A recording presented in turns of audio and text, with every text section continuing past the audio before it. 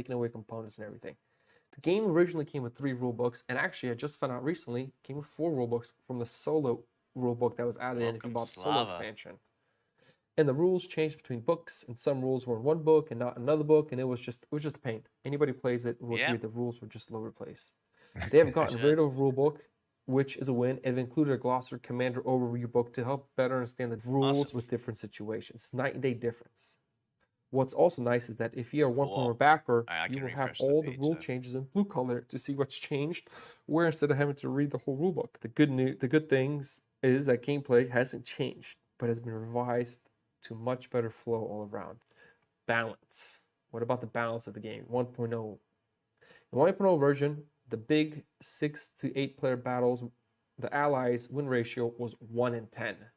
They did not win games, and maybe we had made mistakes or players didn't understand how to play with them or whatever it could have been, but it was not a good thing for balance. This is where a lot of the focus was placed in last year in the developing of the 2.0 version, and you can tell.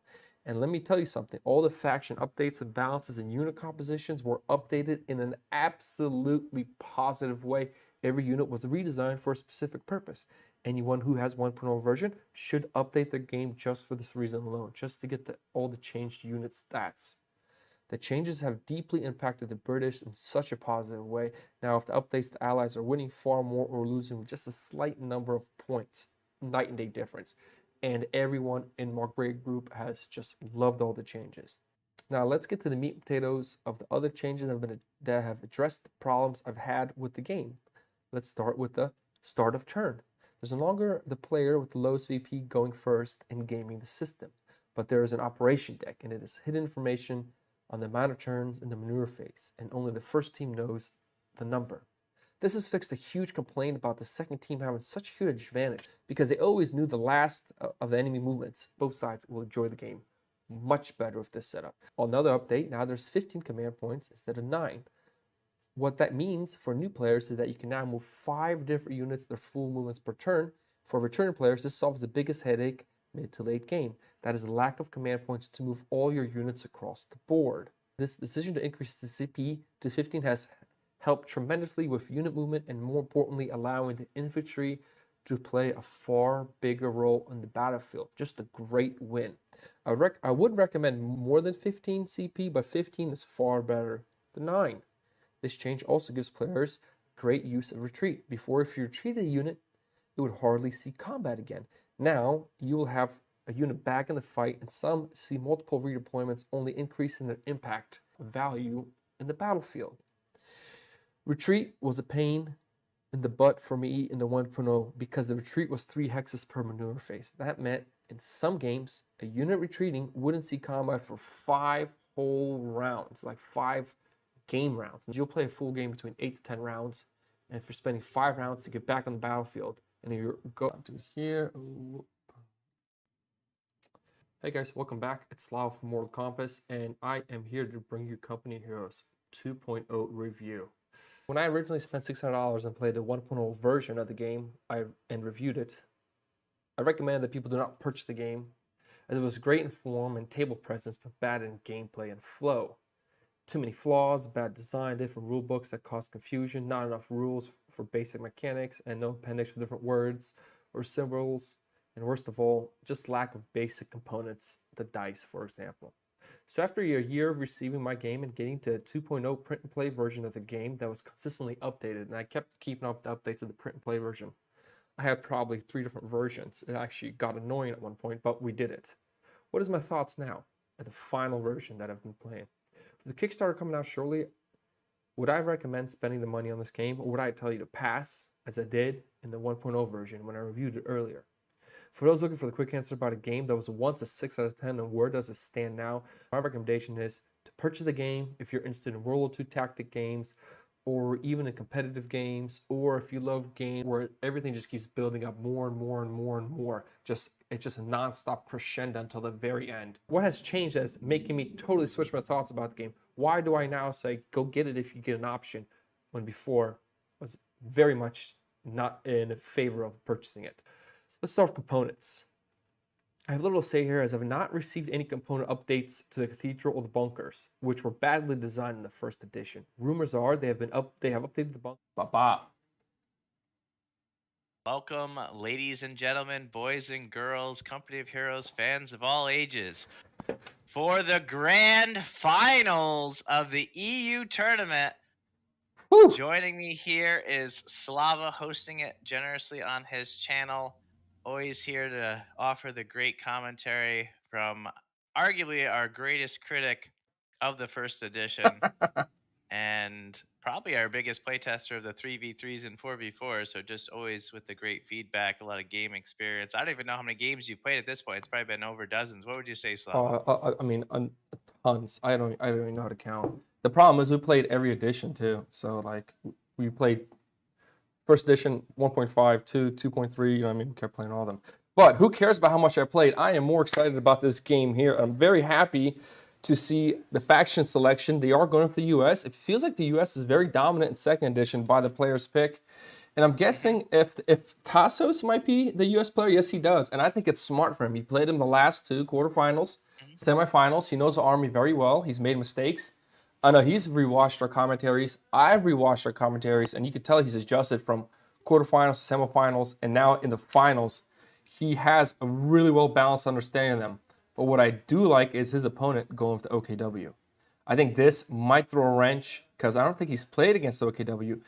Well, in the tournament, I know he hasn't, but I don't know about outside the tournament how much he's played against them because their play style is different.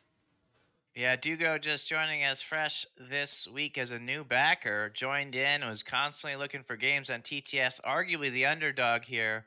I don't know if our live stream kicked off or just lagging there. Looks like we might be fine. But Dugo just kind of fresh to the game, but was an eager learner and has played quite a few games. I don't even know how many in this last week. Has showed some pretty good performances already. And yeah, picking the OKW, and I'm really happy to see it here. This map here, actually Moscow outskirts, which is actually our 155,000K, whatever, 155K, if you will, stretch goal reward, where I actually designed it on stream, the new map, which uses Stalingrad and Ardennes Forest. So the new Stalingrad, if you get the Legacy map pack, this map will be available to you as a new and additional map in the mission booklet. This may not be the final form. We are testing it live here. This is the first play of it, but we have some confidence with support from Rudy and the stream. We kind of help design it and kind of go over the potential strategies. So you kind of get rewarded if you're following along, honestly, and you kind of were there in that stream, perhaps getting an advanced look. But again, nobody knew the map ahead of time. I kind of picked it last minute, kept it secret to the players. So it really was designed where players could come in fresh and not too familiar with the map, where, we'll see what the game plans are.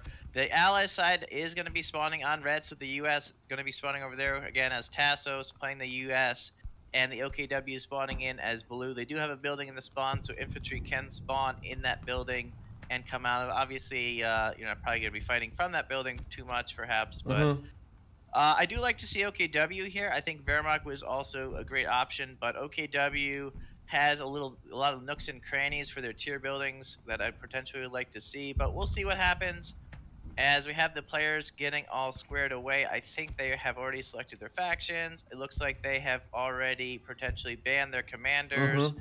So I think we can go ahead and send them down to the play channel, and they can all get their timers and their last moment adjustments needed to get going, as they're kind of putting looks like they're going to be going second, so they're putting their starting units on the board.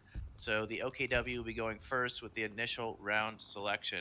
Yeah. So we'll see. You're already going over the commander. So again, those who are new, we actually recommend, if you're turning into this before you tuned into the quarterfinals, that stream was a little bit more beginner friendly. So if you're just kind of catching in here, obviously if you're live, obviously stay with us, but ask questions. Ask questions. But if you're if you have a chance and you're watching this later on, I do recommend kind of following us through. We did actually follow Tassos through from each and every round, from the quarterfinals to the semifinals. Then here, if you kind of watch them in order, they'll be a little bit more beginner friendly there. We're kind of understanding that you've watched that video, so we don't want to repeat those same things with those kind of things understood, we are going to get underway. Slava already showing off the U.S. Commander's Yes. options. We have the Motor Pool, the Cavalry Rifle Company, and the Light Cavalry Company. Spread across a little bit two ECC commanders. We have both the Motor Pool and the Light Cavalry Company. So in that expansion, we have some nice, cool vehicles there. And then the Cavalry Rifle Company off basically out of that Lost Brigades. So folks, again, what we do for tournament mode is out of all available commanders, players draw 4, and then their opponent in tournament mode actually gets to ban 1. Yep. So again, a little bit, if you're more familiar with the game, you kind of have a general plan of what commander you would like to ban. So then the players are then going to be able to select one of these commanders during the game. There's a lot of heavy commander, basically heavy tank commanders here for the US player. We can get into them in more detail shortly, but swinging over to the OKW player, Yes. we have, again, we haven't really seen OKW yet, so we'll focus on a little bit, and we haven't done a faction overview on those, so those new, we might touch on a little bit of those notes as play commences here shortly. But over on the other side, we have the Elite Armor Doctrine, which is a nice core commander for OKW, followed up with Grand Offense Doctrine, which is kind of nice to see. That is actually the stretch goal commander that was unlocked already, Yep. which gives that 6 core, basically that 6 commander for OKW in their core set. And then the fortifications, all 3 actually out of the core. That is actually nice to see. You can see, so if you just get the OKW basically core faction box without any expansions, these are 3 commanders, and some actually have some concerns with second edition. OKW's kit is already so diverse, so when you actually look at their commanders, you don't have necessarily as many niche abilities because like spawning forwarder stuff's already in their base kit, but we'll touch on that later as the players are looking to get started in the first maneuver phase starting shortly here. It looks like the US player has 2 units on the board. I don't see their third. I think OKW doesn't really care where the third is or what discussion's going on now. Again, this is a new map for the player, so I did say that they could spend a few moments going over it. Yeah. This map, very nice. for those joining us, was actually the 155K first stretch goal, or second to stretch goal out of the campaign, where I actually went ahead and made a live video designing this map with community feedback and alongside our playtester Rudy. So we'll see. They haven't had, again, too much time to analyze it. Does that come into play? I think it might, because a lot of Oh maps, no, it's going to. It's going to come into play. It's going yeah, to. because like Tasso said, I think he basically, his favorite map as a playtester was Morrow River. When they went through all those iterations, he just absolutely loved that map. Where even though he's played so many games, he didn't really get to play too many on Ardennes Forest. Whereas Dugu, again, fresh this week, might be on even keel here because, fresh map.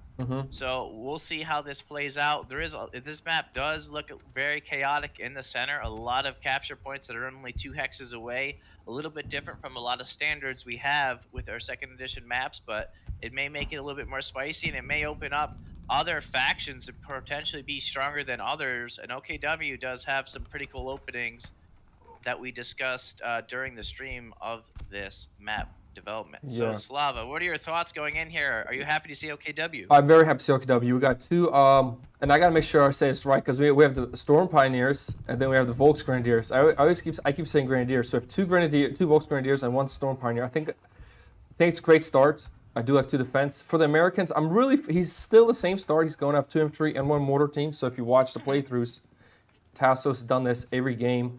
But what I really like is I like the fact that he has a light cavalry company here. And I think that might be the commander to go with.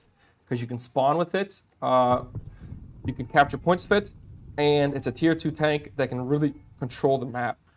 I'm hoping he goes for that commander, but I'm not sure if he's going to see the potential in there like I do with that commander. And now we're going into the movement phase, and same basic movement. Yeah, I mean, they're probably going to get nothing different about its movement. 2-round turn. Whoa! Wow, big shocker there. It was. Actually opens up with 2, which I don't know who it benefits more. Oddly enough, I actually think it might benefit the US more. And why I say that is because that Stern Pioneer is still on the spawn line, the one lone Stern Pioneer for OKW. And those not familiar with OKW, as Slava could perhaps bring it up for us here, the key thing to note is that the Stern Pioneer can actually spawn basically an emplacement the flak gun on the board wherever adjacent, to that Storm Pioneer, wherever it is on the board, so that could actually help, provide some forward firepower on the Yep. front lines. Where now that's not going to be an option. So we'll see where the OKW player, do they just sit on their munitions? Do they use it elsewhere? So again, folks, usually that the new operations deck players, almost always kind of go that 3+, where a lot of times that operations deck is kind of just a warm up, getting players, kind of in the mindset of where they're going to be placing it and stuff, where their starting units are going to go, and it's not really a wrench in any plans. But every so often, I'd say, maybe 1 or 2 games out of 10, someone will go to and kind of mix it up. So you even get variety in the starts, where only 2 units out of your 3 starting can really get into core positions.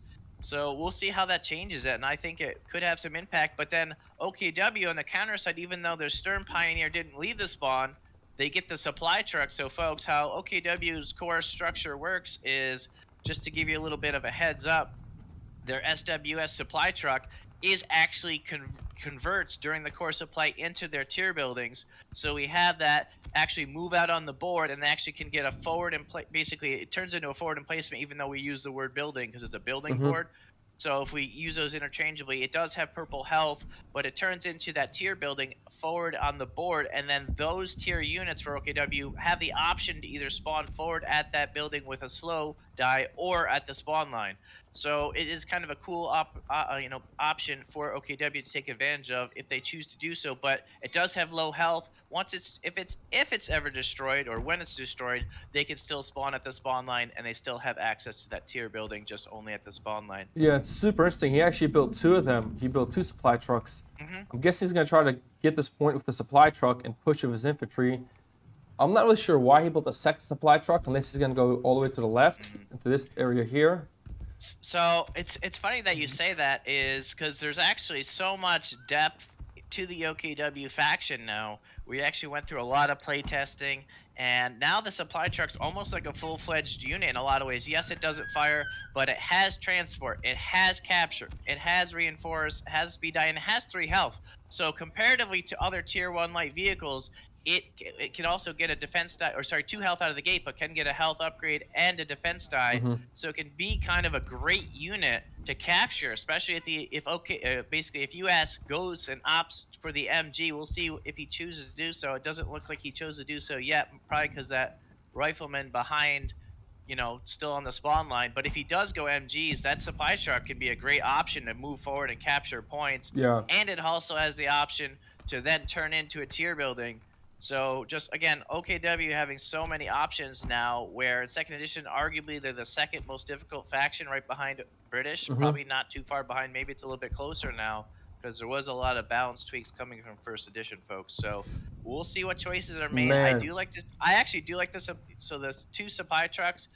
As to expand that out, once it transforms, you are going to need a new supply truck to transform into your tier 3 building. So getting it out of the way early, it does have a speed die, so you can kind of move it 1 free hex per round. So we'll see how it works. But he does also get a Volks Grenadier next to that second supply truck. Yeah, he's going to transport, very likely. I think, taking advantage of kind of the transportability is going to be nice to see. Where on the opposite side, we do see the Greyhound out of the basically tier 2 US. So again, OKW could technically, folks, they can actually turn one of their supply trucks into a tier 2 building on the spawn line if they want to, but that's generally not encouraged.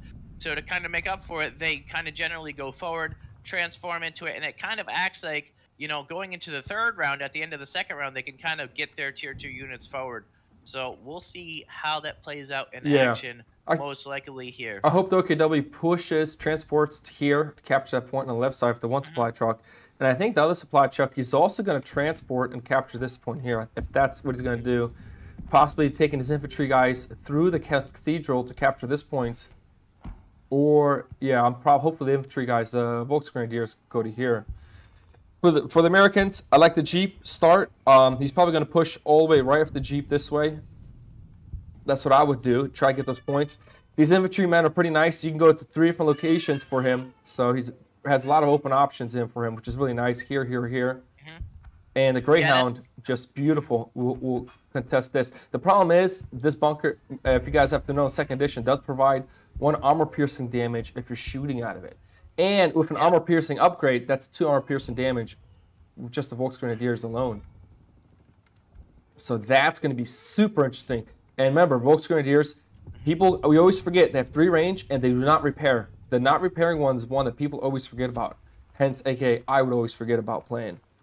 Yeah, so also when that means when he mentions repair, it has a wrench. So the wrench allows you to do with almost all starting infantry in the game, obviously except for the Volksgrenadier, is build sandbags. To make up for that fact, and the fact that they only have 3 health, the Volksgrenadier starts with only 3 health. So both of the OKW Tier 1 units only have 3 health, but the Volksgrenadier can be easily souped up, if you will, with XP upgrades, each XP, so it can be done twice, up to 5 health. So you can kind of easily choose across your rounds how you want to do it. Both players do choose to sit on their XP as they are moving in the maneuver phase here Ooh, for the look at second that round. pull to the right.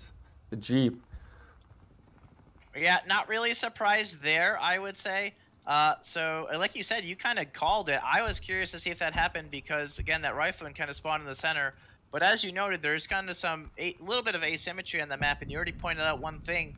Blue side has the advantage of the cathedral and the bunker, but the red side has kind of that center, where that center basically manpower and victory point has an option for that rifleman to go to 3 different choices for kind of those center captures. So we'll see how this heats up here, but it looks like, wow, that forward Volks Grenadier going right to the right side. It is a safe side. There isn't probably any threat going No, over there there. isn't. So usually trying to get cubes out of the way and leaving your options open later in the round. We do have a 2 to 4 round, or 2 to 4 turns in the maneuver phase round selected for US out of the operations deck. So we'll see how that comes into play here for the US when they have arguably more units. Normally OKW here, because of the supply trucks, has more units, but the resources, the stockpiles are pretty high on this map, 544, and that does allow a lot of tier 2 units like this Greyhound immediately to hit field in round 2. So we'll see if that comes into play. It does also have that HE damage upgrade, so that's where the US opted to go with their munitions. This can be really nice. I really hope he pushes the supply truck. What he can really do is, if he really wanted to, he could push the supply truck right onto here, set it up, and then just go extremely aggressive. Because the Greyhound doesn't really have, it's not really good against, it has an HE shot, but it's not really going to cause too much issues against an in-place supply truck. Not only that, but then he can just start bringing units out to harass the Greyhound. It's a very aggressive play. I'm not saying I recommend it, but you'd lock down a victory point, causing him to have to react to it. Yep, I mean, that is, well, currently they're a little bit out of range of where the supply trucks are for this round, but he could kind of plan for it in future rounds. He already, again, that speed die and 2 cubes only gets him there, so it only could go 1 further hex alongside the bunker there with that supply truck for this round. But again, you can kind of wait for it next round. Does he want to just capture there? A lot of OKW players do like to try to different strategies. There is a lot of risk reward with OKW. How far do you push with that? Do you take advantage of it pretty far off, but then the opponent can easily knock it out with some HE or armor piercing damage, some high explosive there. But we'll see how it works. And then also, again, the supply trucks can kind of be used as a nice vehicle to fire out of. Again, regular infantry can fire out of these supply trucks. So even though they don't have any firepower themselves, you can easily fire out of them if you choose to do so. So not really too many surprises here. Both sides are kind of safe. There's actually no one in range of anyone else to actually spot to fight at the end of this round so far. Both sides kind of playing it safe and kind of just letting the other get what they want, it seems like, which is fine, and it's perfectly, acceptable. And of course, just trying to feel each other out. This is a high stakes game, folks, and keep in mind, for those viewers joining us, this is the grand finale for the ultimate prize of the new all-in backer bundle, estimated at $599. So each and every expansion we're going to just slap in there and give it to the winner of this tournament, both this EU tournament as well as the tournament next week. So just again, for those joining us, we have Dugo on OKW, and he is basically just, I think he's doing great so far. The new player, kind of the underdog, and Tassos playing US for us. Again, kind of that experienced playtester, if you will, in some ways, that kind of joined in a few months ago. I think it was actually back in like December, and he was playing, man, he was just active out of nowhere. He was kind of a new backer, kind of that enthusiasm that we saw from Dugo, where he was week in, week out playing multiple games.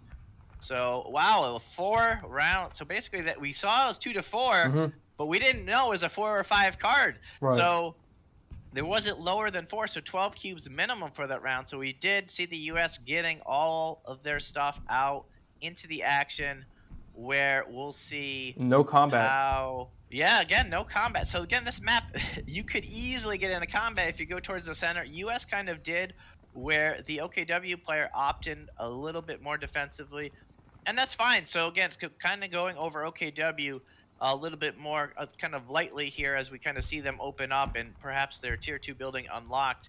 They're starting infantry. They don't have too many weapon teams as a faction as a whole.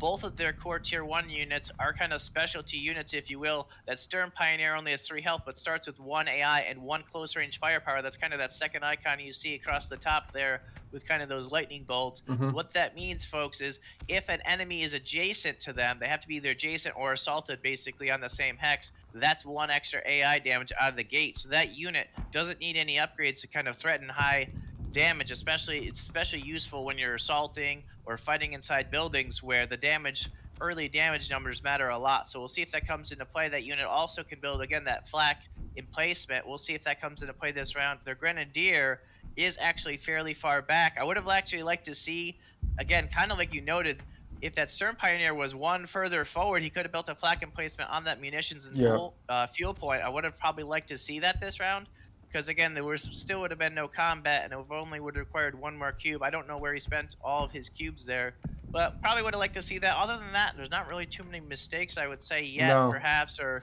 differences as to what choices they make. I think they all make great choices so far, and we immediately see, folks, the OKW Tier 2 truck coming out next to that bunker. It is a great location. It is kind of blocked by line of sight of that bunker. Right. So, well, my concern here is, I mean, just to be clear, when you do spawn, you can't spawn into an adjacent building, so he can't bring out units spawning them adjacent to this bunker. But my bigger concern is, the problem is this bunker provides 1 anti-armor damage. So if the American player decides to push into his building, it's going to be super interesting. The more I think this map, because this is the first time I've seen this map myself, I'd almost want to focus more on the right side of my vehicles because of the bunker here causing the 1 armor piercing. It'd be super interesting if if the American player wants to take advantage of it. It's guaranteed a damage every turn. Yeah, so I would actually, on that very note, I would actually recommend, for kind of in the supply phase, if you want to update the screen there. But for the U.S. player, I'd actually recommend a bazooka on that rifleman in the center, because with even one bazooka happening in that bunker, we'll get a second one kind of for free, that additional 1 AI damage, and then almost single-handedly knocks out their tier 2 battle group for almost a free experience and kind of sets back the OKW.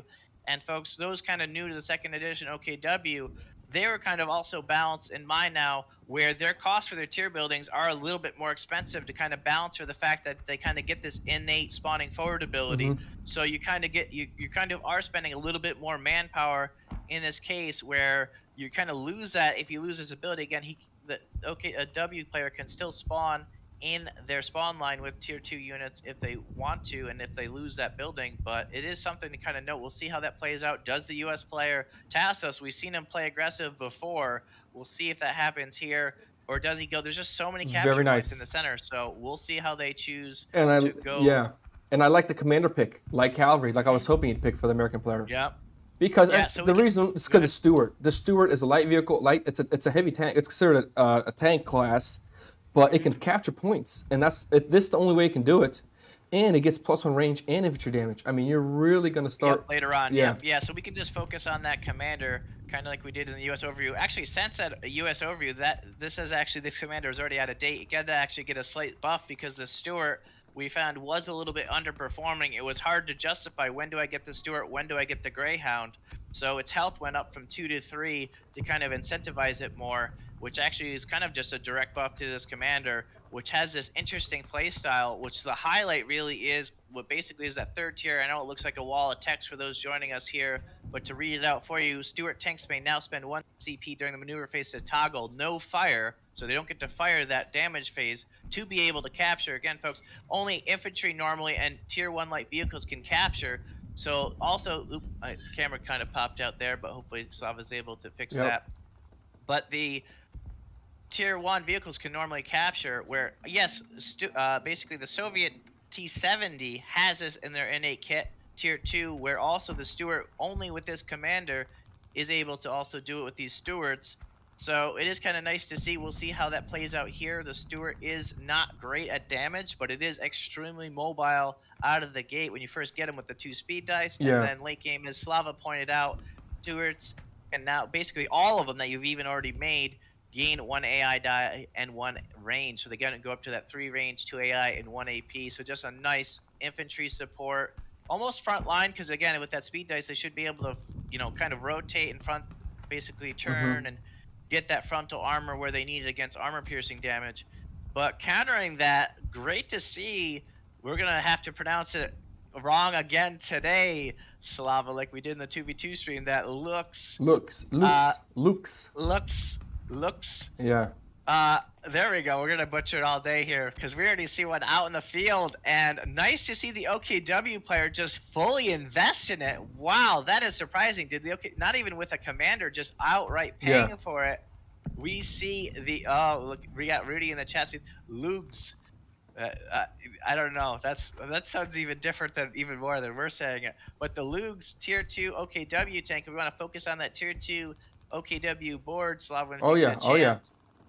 So what we're going to show off here is it's kind of designed a little bit with a focus on, it's a little bit of a scout tank because it has that 1 spotting die. So it has 3 sight, 2 range. So it's kind of can spot for its allies. A lot of its allies are kind of long range units, especially in this tier. We got the Stuka and the Rakitenwerfer, which are longer range units. Oh, they're moving already. Wow, they're already going through the movement phase. They're just playing ahead without basically coming in for chat, which is fine. I think that just kind of keeps the game moving, especially folks. So those kind of joining us, we did play the rest of the tournament up to 21 points with a hour 45-minute timer, but we discussed it with the players and they agreed. I don't know if Slava was in the channel yet, but we are going to play to 24, folks. So a longer game, no hard cap timer. So we're going to play this out to the finale. Either one player hits the 24. This is the grand finale. We wanted to have it showcase the game in all its glory. So, folks, this is kind of that long game mode for 1v1, that 24 victory points. And that could lead to some late game bloodbaths, especially at a map like this where a lot of the victory points are almost in play. At least 4 of them are almost kind of in play for even near the spawn. So we'll see how that plays out. Another key thing to note on this map, as we're talking about the map, is there's a victory point in a fuel in a building. We kind of saw that in round 2 with the Ardennes Forest map where a victory point was in a building. So we'll see how that comes into play. Does someone just leave an infantry in that building to hold it? Or if they instead choose to just kind of capture it and move out. We'll see. It is kind of worthwhile to probably leave an infantry in there. We'll see if that comes into play in this round 3 here. But already in the action, as we kind of stated, diving right into round 3, we do see that Luke's light tank just pushing forward, and that Greyhound doesn't really pose a threat to it. No, it doesn't. Again, folks, heavy armor, that red die kind of shown on the board there, which means heavy armor is immune to all AI damage. So that Greyhound, which is an infantry slaughtering machine with 2 AI, and then the HE upgrade is just phenomenal against infantry. With that Luke's light, basically it's called a light tank, but it's why it's called a light tank. It's kind of the lightest weight of that heavy armor class. So it's kind of an interesting, I know. So those not familiar with history or basically this game yet, we might be calling it a light tank, even though it's a red heavy vehicle. So if we kind of say that just kind of as a note for those viewers watching us that aren't too familiar, especially with OKW. I don't like what the American player is doing. I wish that Greyhound would have went to the right side of the map, because it's kind of like he did get the Volksgrenadiers upgraded here with the AI armor piercing damage, which should go into the building and hit the Greyhound. I wish the Greyhound would have just went to the right of the map where there really wasn't much threat, which will allow, just control the right side. But him backing up here, I don't know what the advantage is. I mean, you have a light tank there, but the Greyhound's not going to do anything to it unless he rolls crit on an HE dice. So right now, this Luke's is just free game. It can move in one more step if it wanted to, and keep pushing forward. Yeah, so he's kind of, just as those viewers at home, Slava makes a great point, but on a kind of counterpoint, why that Greyhound can back up, because as long as something spots for that Greyhound, kind of a second edition change to these, basically these light vehicles, kind of that yellow health vehicles, is to kind of balance those tier 2 vehicles out. They have 3 range and 2 sight, so they can kind of take advantage of their mobility, as we may be seeing here shortly, where again the Greyhound may back up and just kind of threaten it with 1 AG, where the rifleman may stay up close and basically build sandbags. But also kind of keep in mind where that rifleman is right now. We may see that rifleman also back up, because that Volksgrenadier, as Slava had already pointed out, the one in that bunker, even though it only has 1 AI and again 1 AP from being in the bunker, does have 3 range. So with that Luke spotting it, kind of that Luke's is kind of that core option tank for OKW to kind of lean into, where the Stuka kind of is that splat, can go splash, is kind of that high focal point unit that a lot of people, especially from first edition, love to get. But I'd actually recommend, I do love to see the Lukes, because it has so much potential. It is immune to AI, so against US, it's just a fantastic vehicle, because US shines in firepower, especially all these infantry, all these units, the Greyhound, all AI damage, folks. So that is just immune to it. So there's nothing really US can do with all these units right in the face. It just charges forward and it's going to push them back. So it's just a fantastic unit to have to just push the front line in this, in this matchup. On the other side of the board, though, US making a great play. We didn't get to point this out yet, but the US actually just charging the rifleman ahead onto that VP and fuel building, kind of on the left edge. Yep, kind of on the right. I'm going to switch around so we're talking from the same aspect of the US allied player. So when I'm casting here, yeah, so from the right side, that US just diving into the building, I do love to see that, because it kind of keeps things even keel. So the US player, as you kind of noted, maybe could have went with the Greyhound, maybe purchased the Greyhound before, and then the OKW kind of reacted to it. So maybe too early with the Greyhound, maybe could have kept the Greyhound a little bit more centralized and able to kind of focus on infantry, because as you pointed out, that bunker does pose a threat. But do we see the Greyhound backing up? No, the Greyhound charges forward. Wow, that's keeps going. All right, so keeps going. Good. So he is kind of rotating. See, I like that. I see what he's doing. Yep. That MG is gonna pin those guys that are on the point. And there it is. The card was flipped. It was a 3. I'm not sure who picked that one. I believe that was actually that would have been OKW selecting. OKW, correct? Because Americans finished up last.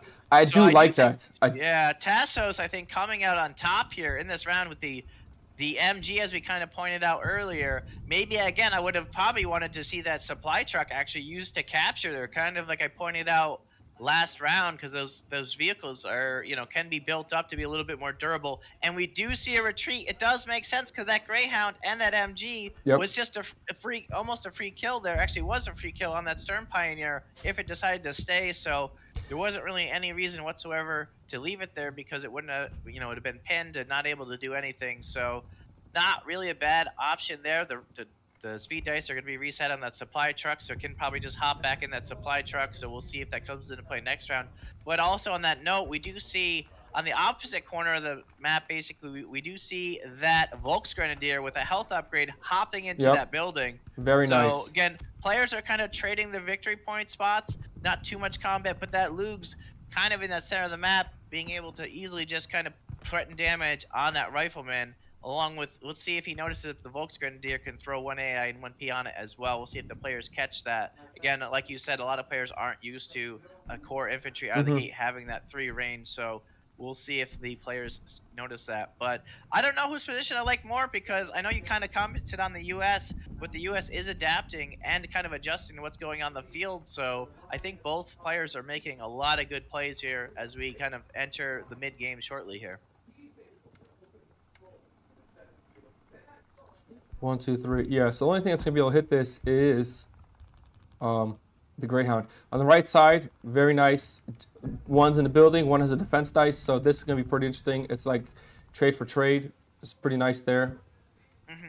Yeah, folks. So again, that Volksgrenadier doesn't really, while it can't build sandbags, it has an innate defense die, so which will stack with that light cover. So yeah, the rifleman in the building will get 3, but the Volks will get 2. So even though it has 3 health, very unlikely to take any damage there. Ooh, look at this splash damage coming down here. I do like that. Merrick Tassos is finally taking advantage of the splash here for the experience points.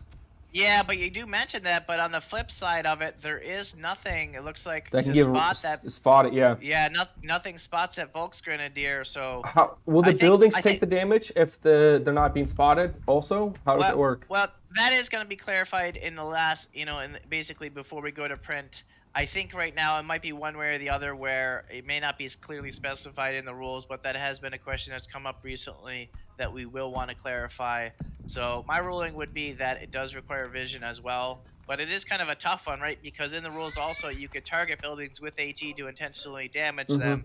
So we will have to clarify that under the splash section. I don't think it is clarified now. But again, I think the reason why he's using the splash behind the lugs is because he doesn't want to damage his own riflemen. So again, that splash, if he targeted the lugs directly, he would also be damaging his riflemen.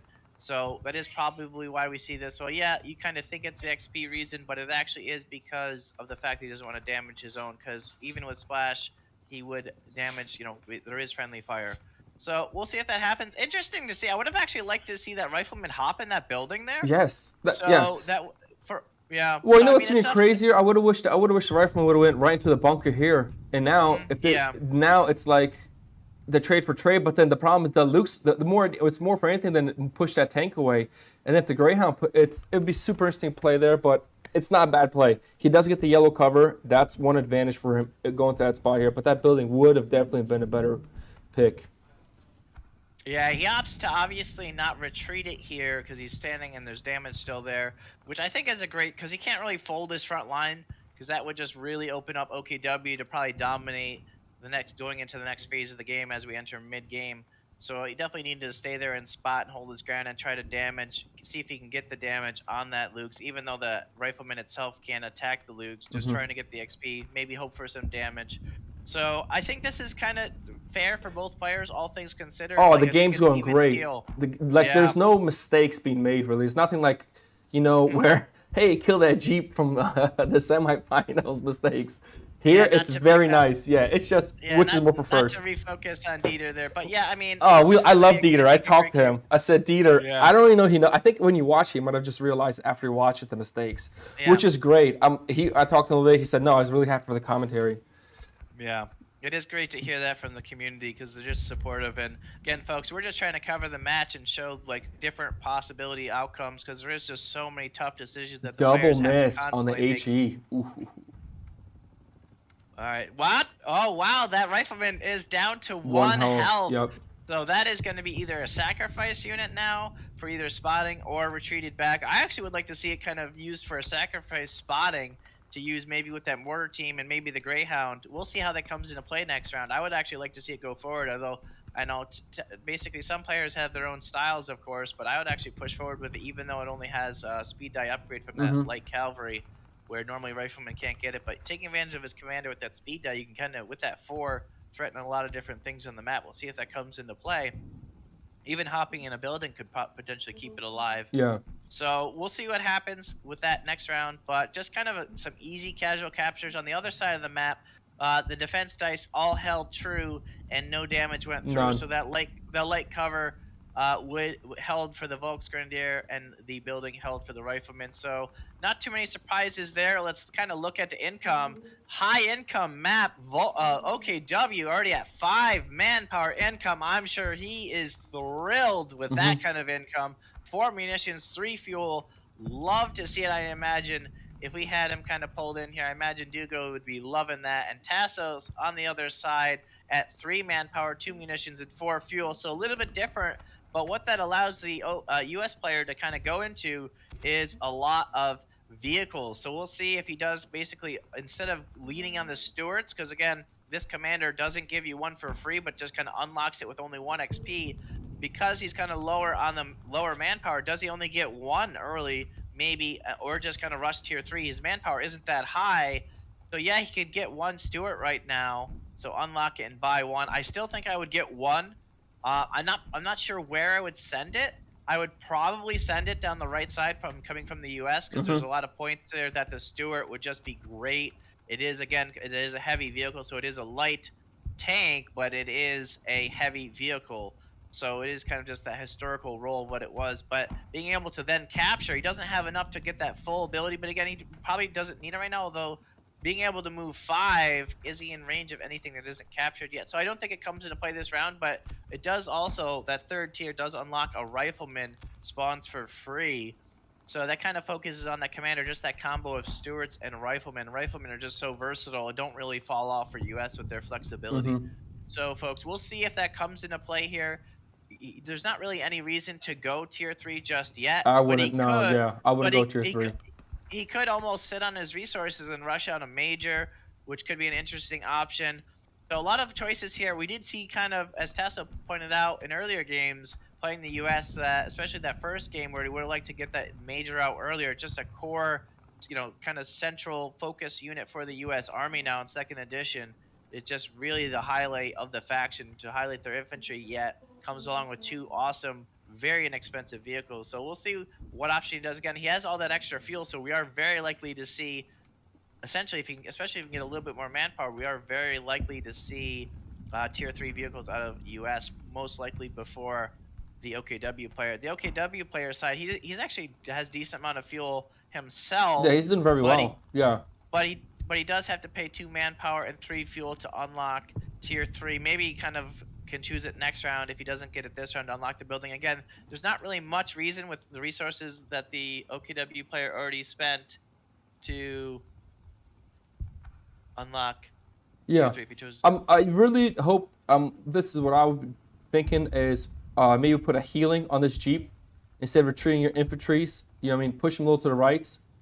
The problem is right now, if the American player have that guy get damaged, he's not going to be able. This Jeep is the capture thing here, pretty much. That's going to be doing all the capturing here, and he really needs to bring the Jeep out that direction.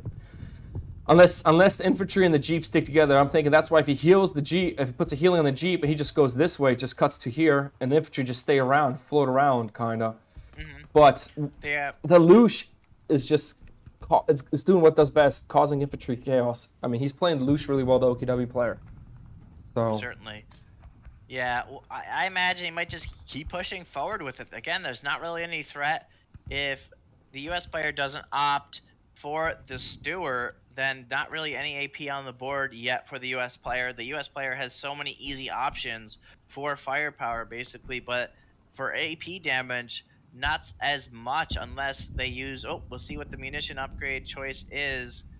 What is the choice that he goes with? Looks like a speed die for that rifleman, which is interesting choice because kind of like we already touched on, I don't know if that rifleman wants to even leave that building, right? Because if he just leaves that building, it's a free, easy cap for the Volks, which is kind of a give me at that point.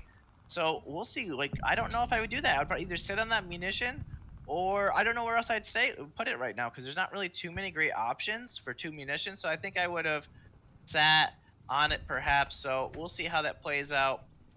With a cool pole popping up there. What I would do is, for the ally player, I'd get the Stewart out, and I'd push it right here. Mm-hmm. I'd pay for it, get it out. You got the Jeep there, and I'd either assault the Jeep, and I'd run the Jeep to assault this, and just keep the infantry guys in here. Or even assault the infantry guys, and then bring the Jeep up also to harass. Because he needs to get this manpower. He needs manpower. I mean, the American player, as you can see, the manpower is going to really be the thing like choking him out more and more as time goes on. If he can get the Stewart out here, I mean, he'll really control the right side of the map. You have 1, 2, 3 victory points here, and he has 1, 2, 3 victory points here. But at this point, it's going to be really hard contesting. What's contesting these points? Nothing's going to be contesting here if he can push the Stewart here. Yeah. And then Stewart could sneak out here next round and start doing work. Exactly. Yeah, we'll see. I don't know if they're still... Are they done with their... No, there's still a little bit of time left in the supply phase. I think they're trying to wait out for their last minute purchases. Although he did unlock the Stewart, so it does look likely that he is going to do so. He does still have 2 more XP. We'll see if he chooses to spend those or save those. I might probably save those unless there's some kind of obvious upgrade. Perhaps a bazooka, because they also can get bazooka or bar. So what that means is basically an AP or AI damage. Again, that US rifleman just so versatile, folks. Out of their tier 1 kind of core unit. That's kind of their faction strength, is just their firepower. But like you said, the Stewart, I would love to see it over there. I'd actually say, you kind of question it, but that poll that you popped up, who has better positioning? I'd say that Volks Grenadier is just doing a fantastic job and is unanswered. I mean, arguably, It's alone. No other OKW Uh-oh. unit is near it. Dugo! He's in here. Oh, Hey. no more tactics. Yeah. Awesome. First Great of all, time to join us. So yeah, go ahead, Slava. You First go of ahead all, with the first question. I'm glad you made it to the finals. I haven't watched any of your games, so I don't know what your play style is. I do want to say I wish you would have took away the Americans from Tassos because he's played them quarterfinals, semifinals, and now he's in the finals playing the same faction. What are your thoughts? What's your plan? What's going through your mind? Well, I plan to take the US from him, but considering the map, I think I do like the blue side here, thanks to the bunker middle and the cathedral on the left. Wonderful. Yeah, it's going good, I think, except my left flank is a bit weak, and but I'm pushing hard on the right, so Yeah. we'll see. All things considered, I have to say, I imagine you're extremely happy. You're leading in both the victory points 6-4, as well as arguably more important, especially at this early stage, the manpower capture points. I'd have to say, if I was in your position, I would say you're the front runner at this point. We had actually a poll. I haven't seen the results of the poll. I actually closed it out because I didn't want to sway my opinion or vote on it myself. But I actually love your positioning. Seeing the OKW for the first time in this tournament, I don't really say I just kind of a few nitpicks, minor details. Maybe would have liked to see a little bit more aggressive supply truck play. But again, that Luke's just dominating your right side of the board, the left side is coming from the stream, and that Volk's capturing that key manpower spot. So, what are your feelings going to the next round? I mean, where's your where's your morale? How you feeling? What's your confidence level? A bit mixed because it's gonna be a long game. We're going for 24 VP, right? So everything can change still. You got a lot of fans I'm watching happy with you. the looks, yeah. You got fans watching you. They're cheering you on. They're saying, "Go, Dugo." So. Yeah, nice. Yeah, I do like the Stuka you built. I do like that, and I'm not sure what my thoughts are on that. I'll talk Brian after you hang out, but I do like the Stuka in the back there with the range upgrades. Smart play there. Honestly, the option was like to delay the purchase of the Stuka. I try to delay my purchase as much as I can. Like for the looks, I upgraded one of the Vox Grenadier, the +1 HP. Yep. Only to delay at the most I can the looks. That's it. We'll touch on that, folks, a little bit more, how the supply phase operates. I don't know if we got into the nitty-gritty details of that, but we'll capture that after. But I think you're in a great position, and best of luck to you going into the next round. Any final thoughts? No, not really. Slava, anything from you? No, nothing. I mean, I don't want to talk too much tactics, just saying, hey, I like that. Yeah, we're just really excited, and we'll see how this next round plays out again, but best of luck to you. Thanks. Man, that Stuka's going to do some work. I love it. Behind the bunkers, too. Joining us here now is Tassos. Hello, welcome, Tassos. Coming in, you did get your US. I'm sure you were thrilled, basically very excited to get US again, just against their versatility and their firepower. But what are your thoughts so far entering the next round here? I did pick US because I thought, as I've said before, the versatility can help on a lot of different ways. And thinking back, I don't think my US choice was bad compared to the other two allied factions versus OKW in this map.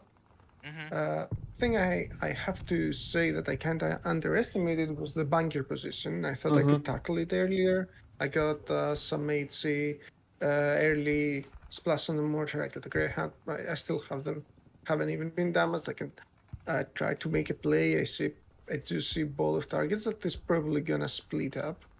Though that bunker having a 3-range infantry unit inside, effectively giving it 3-range AP anywhere and covering 5 points is probably pretty tough nut to crack.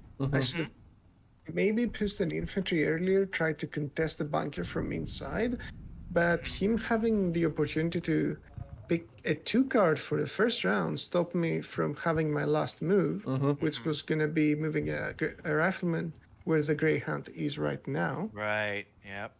And by losing that opportunity, and not being able to contest the bunker, went into the next round. I had Zip, I had Greyhound. I wanted to push the right side, try to get some points there. Though, because the Rifleman was one space away from the Jeep, and I had to put the Jeep closer to them. I took one more turn, and I couldn't capture the manpower and munitions point that he got in this turn next to the cathedral. Also, I wanted to pick a small card for the second round, as small as possible, because he had a lot of units, had 2 tracks.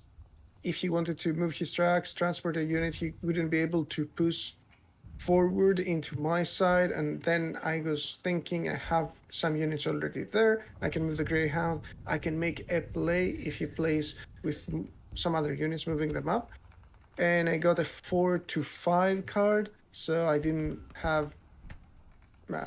really have anything that I could do at that point. It had to be a big round. Yeah. Though thinking back to it, F5 could have possibly helped me because he almost did all of his moves, and I still had a Willis Zip. Correct. I could have went for the VP and the munitions point, though I didn't think that when I was picking the card. And just to be aware, Tassos, you know you can use a speed dice instead of CP. You could have moved that Willie's Jeep any round, just to let you know, because the speed dice. Yeah, I could have moved it once, but I was expecting him to do something different that I didn't have to react so much. And if he wouldn't notice, I would have just moved the Willis Jeep in one turn as a 4. Maybe he wouldn't have. Yeah, a little bit of a surprise, right? How confident are you? I'm not very confident right now because I'm behind in VPs. He's rocking 3 VPs at the moment, and I am on 2, which is not a big difference on VPs.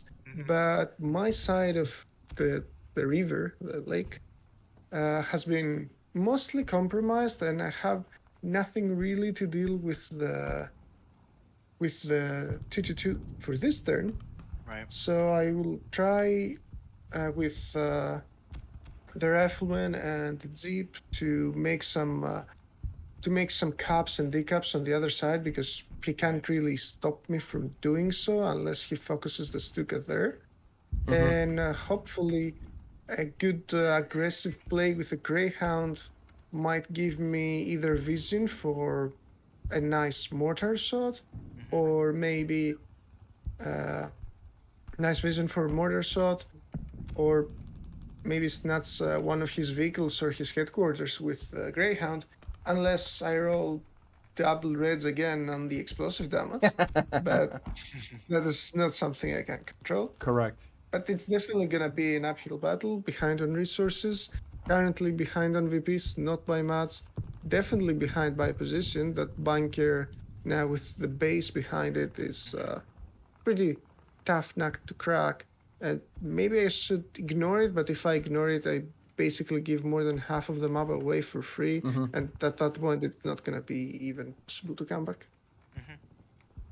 Well, I think you do have some advantages, and you said you made out a lot of good points. You have a lot of mobility, a lot of speed dice, and I imagine either flexible even with a low count or a high count because you have a lot of units overall. So best of luck to you going into the next round. Do you have any final thoughts, Slava?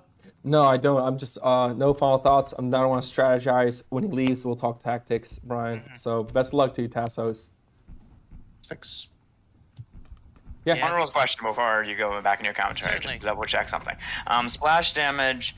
He attacked us with splash damage. Yep. It hits everything adjacent to you visible, but I assume that for unit purposes. But I assume that also applies for building. That the building would be damaged by splash if you can visibly see the building. Yeah, actually, you raised a great point that we put in the stream that I don't think that is crystal clear in the 2.03 rulebook, as I kind of noted on stream, and you did rule it correctly that that is going to be most likely the end up result for that. If you don't have sight of the building, in the case of splash, you won't damage it. So great call from our referee. Okay, that's what I figured it would be, but just wanted to check. All right, thank you, and I'm hanging back. Yeah, over. Thank you, Adam. Just great refereeing, and props to him, and thanks, because to run these tournament, folks, you do need a lot of people behind the scenes. You don't notice it perhaps with Slava and I casting. Obviously, it would be hard for me to referee, as we saw in that first round, and also Cass. So Adam just on point with that call. It's something that we probably discussed before. But getting back into the game now, as Tasso said, he has the speed dice, but what is he going to do? I hope he goes for a 2-rounder. Ooh. My thought is go short, push right, and because as long as the Raquette doesn't set up or the Stuka doesn't set up, he should be fine. But he's going long. You did want to touch on, I know you wanted to touch on the Raquette and Woofer. We actually didn't see the Stewart, which is an interesting choice. I actually think I favor this. I know we discussed the Stewart positioning, but I think sitting on his resources, especially from the fact that he doesn't have that much manpower, does open up a lot of options. Again, those tier 3 vehicles very likely to come out next round. The one thing I actually want to touch on, though, as we kind of see that Luke's push forward, is during some map, I think after a stream map analysis of this map, we actually discussed, I think Apple and I, again, kind of basically one of the playtesters that, was showcasing that 2v2 live play on Friday there, just 2 days ago. If you missed it, you can catch it here on Slava's channel. It was just a fantastic match.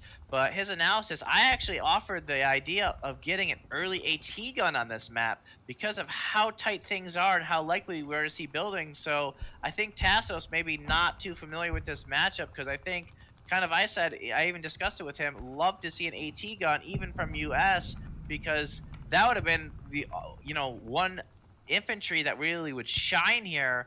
It would threaten those supply trucks. It would threaten that Luke's, who's just really driving across the map in his face.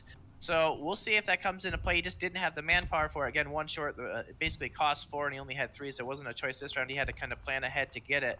So, but he opted for 2 early Jeeps instead, and also that MG, which are great units in their own right, but it's kind of that vehicle problem as we see that Greyhound push forward. Interesting choice here. Yeah, I think OKW made a really critical mistake by leaving the bunker. He did bring his infantry out of the bunker down there. I think as Rifleman now, I'll just try to take that building to the left, sacrifice him, but your mortar team has splash, and you could hit the Rakettenwerfer, or you can hit the, what do you call it, you'll get the 2 damage there for the Volksgrenadiers. Most likely hitting it, your Rifleman could do a damage, and the Greyhound 3 range, if he pushes it up, ooh, look at that play. There it is. One thing to note there, even the coolest thing about that Rakettenwerfer, folks, for those joining us not familiar with OKW, OKW's Rakettenwerfer is the only AT gun in the game that can go in buildings. So being able to slide into that bunker and getting a free second AP, again, you kind of commented that you were, maybe not, too enthusiastic about seeing that, but now seeing the Jeeps, seeing the commander of the Stewart, seeing the Greyhound, I think it's a brilliant play, especially with that spot in the bunker. That's probably why the OKW is playing, so aggressive and pushing forward. But as you know, if the US could just get something into that bunker, it is kind of that map analysis that we said with that bunker, where it is a cool defensive tool, but because it's a multi-hex bunker, US doesn't have to necessarily assault into it. Yeah, in this spot they're not in a great position, but that's kind of why we see a lot of aggression of that OKW just leaning on all of their units, leaning on all this potential damage, where the US player, again, sitting on that 3 manpower, could have got another MG. Again, sitting on that manpower, there's just so many choices that US player could have went. They could have went to Stewart, could have got another MG, which an MG, again, pushing out of the spawn line would have prevented this Volksgrenadier from capturing for sure, especially could have went in this light cover here. So as you kind of see this hex right here, it would have came into play, folks, as, being able in that 3 range. I'm going to switch to black just because that white kind of color, you don't really see it. But, a lot of choices here. What do you think we're seeing a lot of push forward with the Jeeps on the US, taking advantage of that mobility, as he said. What do you think, Slava? Yeah, he's definitely splitting everything up away from the Raketten, which is nice, because now Raketten has to choose between the Greyhound or the Jeep. Now, like the pinning of the Volksgrenadiers here, which only makes me want to push those riflemen into this building even more.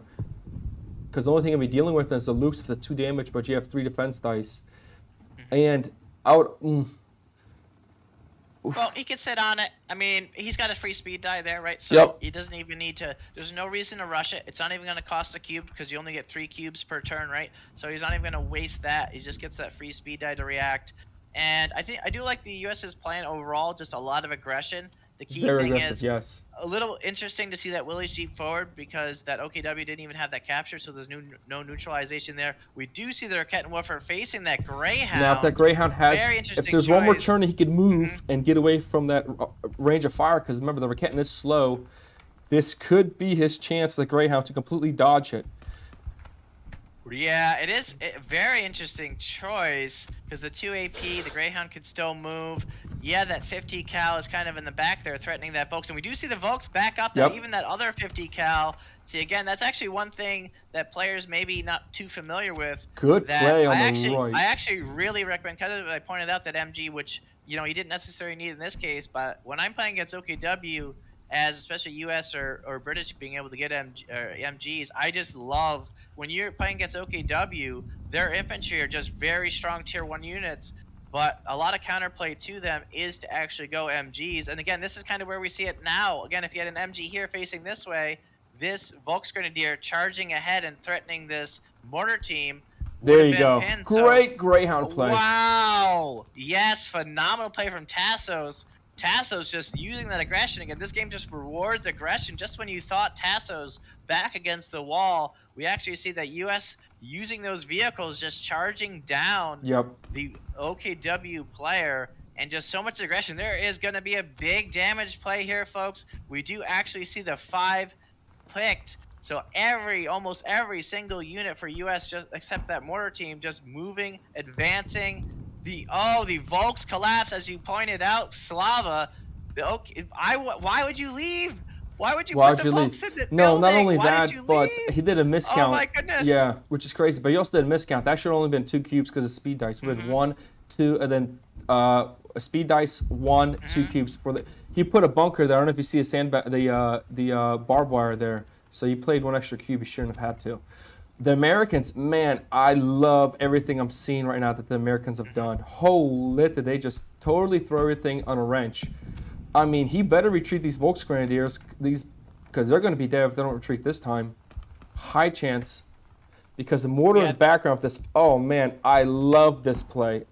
American player just, yeah, just like Tasso said, again, man, you thought, wow, the VP difference, the manpower difference. Did the OKW player make the right choices? And right now, what is that Stuka doing? It has the splash, right? Correct. But we'll see if that comes into play. We're about to be entering the damage phase, as Slava's got shown on the screen. So we'll see what happens here. But it looks like the US players going to be a lot of damage thrown around, a lot of targets. Who's going to be able to shoot on who? What's going to happen? I'm loving the US position because there's very low odds of all these units, you know, being casualties this round for the US player. There's just so many targets. Is there enough damage for OKW? I don't know. The damage is kind of spread across the board for OKW, but is it in the right spots? We'll find out, folks. So a lot of it, like, you know, coming from, the Slava stream, we have 2 Volksgrenadiers on the far left. What are their targets? You know, maybe it's going to hurt the mortar team, but it's not going to be able to hurt a critical unit. All the combat is on the right side of the screen. Those Volksgrenadiers aren't going to be able to help. That Volksgrenadier outside that bunker, and they're not retreating. Pinned. It's not pinned, but it's not going to be able to hit the Greyhound because of blocking by the bunker, just blocking that line of sight. So yeah, that mortar team may just fight. What is that mortar team going to target? We'll see what's going to happen here. A lot of dice getting set up, folks, as they have so many targets. Hey. Wow, we actually see the Greyhound focusing on the Stuka. Yeah, but doesn't have sight, does it? I don't think he has sight. Where's the sight coming from? Yeah, I don't see the sight. I'm not sure what's happening. Right, I don't see sight there, but the question I have is, I can't believe he did not retreat these guys here, which is super interesting. The Storm Pioneers, he didn't retreat them, and they're dead. I mean, I'm just going to note that in chat to the players, no sight on Stuka, ? I don't see the sight. It does have the range, but no sight. So, as far as I could tell, I don't see anything that would give it that sight to be able to target. So, we'll see what happens here as they're kind of figuring out what's going on. And here's so crazy. I mean, he is on 1, 2, 3 points. Oh, the assault. I think there's an assault here. That's what's going on. There's an assault. Looks like an assault. I think we're, casting it here. You kind of see cube still on the board. Looks like an assault. That is an interesting play to assault the Stern Pioneers just to attack the Stuka folks. Again, again, because sometimes you'll leave your cubes on the board because that cube, if you're playing in person, that's the one cube I kind of recommend leaving on the board, especially because it's hard to fit all these units all in one hex. That's kind of why the rule was there in first edition, but we found out we really needed the assault rule, where essentially that Greyhound, for all intents and purposes, is on that same hex as that Stern Pioneer, which does fully act like it's in that hex. For the purpose of targeting and sight, it does kind of be able to easily target that Stuka at the 2 range. Interesting choice, though. What's attacking that Stern Pioneers? I don't know why he's not attacking Stern Pioneer, because you gotta remember something. If you can reduce the enemy's infantry down, you're gonna only play advantage. I think I know what it is. I think I know what it is. He wants that XP. I think he's planning for the XP total. I think he wants to try to. He has 2 left, right? Maybe he's trying to get to that 7 total. If he gets 5, he gets the full unlock and the free Stuart, which is, I think, maybe a brilliant play that we're not counting into this analysis. We're just getting as many targets as possible, even if you lose one. Just so many different targets. Does he get to the 5? I actually think it's very likely that he does get to the 5. He gets 1 for free, so he only needs 4 targets. Let's see if we can count them up. That mortar team can target 1. We do see, obviously, 1, I think, from the Jeep on that Stern Pioneer, 1 on that Stuka, 1 on the Volks. Is there a 4th target? I'm not sure. The building, the tier 2 building, because he's putting a splash damage right here. With that having sight of 2, he's actually hitting 1. There, that's the other damage spot there. Nice. Yeah, that is going to be able to target. That both hits the Warcat and Woofer in the building. Not very high chance of damaging it, but 2 experience again, folks. So this HE is only 1 HE die, but to help balance it, that's kind of US's option. That's actually why I like to start with the mortar as US, because it really, sometimes XP is the most valuable resource in the game and can let you get your commanders, unlocked earlier, and a lot of XP can kind of play. So we'll see how this plays out here, but I actually really like, even though we'll see if I feel the same after all damage dice are rolled, but I do like where US's position is. However, we see the Stuka actually using the 2 HE splash right between the 2 Jeeps. So the Jeeps are very likely to survive because they get defense dice against HE, but if he gets a double crit, a 1 in 36 odds, I know it's not obviously in his favor, but then that's just a guaranteed kill at that point because they only get 1 defense die per HE die rolled. So if the HE crits, you only get 1 die triggered now in 2nd edition. Just to clarify, it was just the fine-tuning of HE there, where from 1st edition, it crit on 2 sides. Now it only crits on 1 side, so only that 1/6 chance. But HE is just so versatile, as we're going to see here. A long-range Stuka with this splash. Yeah, I really wish. Offer so much support. I really wish I mean, this is just me playing as a player. I'm just commentating. I would rather he wiped out this Storm Pioneers. That's the only unit on the board that can heal as of right now for the OKW. And if he wipes that out, you're losing a capture and a heal. And a building unit. I mean, I get it, you need the XP. He's trying to go full out. You know what I mean?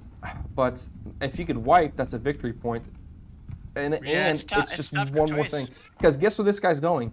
He's going to go right into the bunker next turn. And he's going to sit there and start harassing all the other light vehicles again. Here we go. Time to roll defense dice. And he blocked. Oh, no. What? 1, 2, 3. Yeah, no damage. Wait, did he take damage? All right, HE shots rolled. Let's see what happens here. The splash. Ooh, just 1 damage. Very nice. And both Jeeps get defense dice. Only 1 landed. Ooh. Did only 1 land? Yep. The red roll, right? That was the HE roll? Yeah. Now he's rolling 2 defense dice. I'm not sure why. Not sure why he's rolling 2. Only 1 would be rolled. I guess he's doing just 1 there. And he blocks both of them. Good play. Look at the capture points. It was fine rolling 2, because if there was 1 red, there could have been an argument over. But it's fine. It's fine. Just keep Radam just keeping the play moving, which is great. That's kind of his focus as a really great referee. All right. What's that about? So HE, if it misses, a defense die is not rolled by the defending vehicle. It was 2 because it was 1. He was taking AI damage too. So 1 AI damage, 1 HE we missed the AI. Thanks, Adam. Okay. Adam, just making sure I wasn't looking. Okay. Nope, you're spot on. Oh, AI from the Volks Grenadier. First of all, everybody give it out to Adam. I mean, this guy is seeing things we're not seeing. Yeah, we're trying to cast, and there's just so much action. Again, there's so much damage this phase, so. Greyhound takes 2 damage. What? But he lives! That's the most important thing, because now, this is what I like to see out of US, because that Greyhound surviving means it's a throwaway unit next round, but it still threatens that 2 AI and 1 HE. So you can just put it wherever you need it next round, and just, what? And the Stuka takes 2 damage. Wow, that just really spices things up. Again, now if he had that Stern Pioneers adjacent to that Stuka, it would have repaired to full with the repair. But just, I think the OKW wasn't really ready for this aggression. We'll see how this all plays out, though. But I think as the dice are, I think almost there's only a few left to be rolled. I am really liking kind of like focused on that US player. When you thought he was down, again, these players are both really good players making it to the finals, and both making really great plays all around. We'll see what happens here with as the final dice are rolled. It does look like I think that was for the Raquette and Woofer, Yep. and now for the, I'm not sure what's spotting that. Hold on, I don't see sight on that. He's here, right? Yep. So no sight on the Volks? Yep. No sight on Volks. Again, so many things for Adam to check. Yep. Yeah, I think they missed it. There was no sight on the Volks. Again, there's just so much damage. It's, especially in TTS, it might be harder to notice. Again, seeing the pieces in person is just so much more clear. So they did catch it, folks. So no damage on that Volks, which again may affect their XP. Not sure. Also, not sure. Are they gonna roll for the Are they gonna roll for the emplacement, the building, tier 2 building? Because that's still a sight and splash damage there. Well, it actually just ate it, so it's down to 2. It didn't have any defense dice. Yeah. Yep, it's purple. Wow. It doesn't get any defense dice from it. Oh, is it alive? Yeah, it loses 1 guy.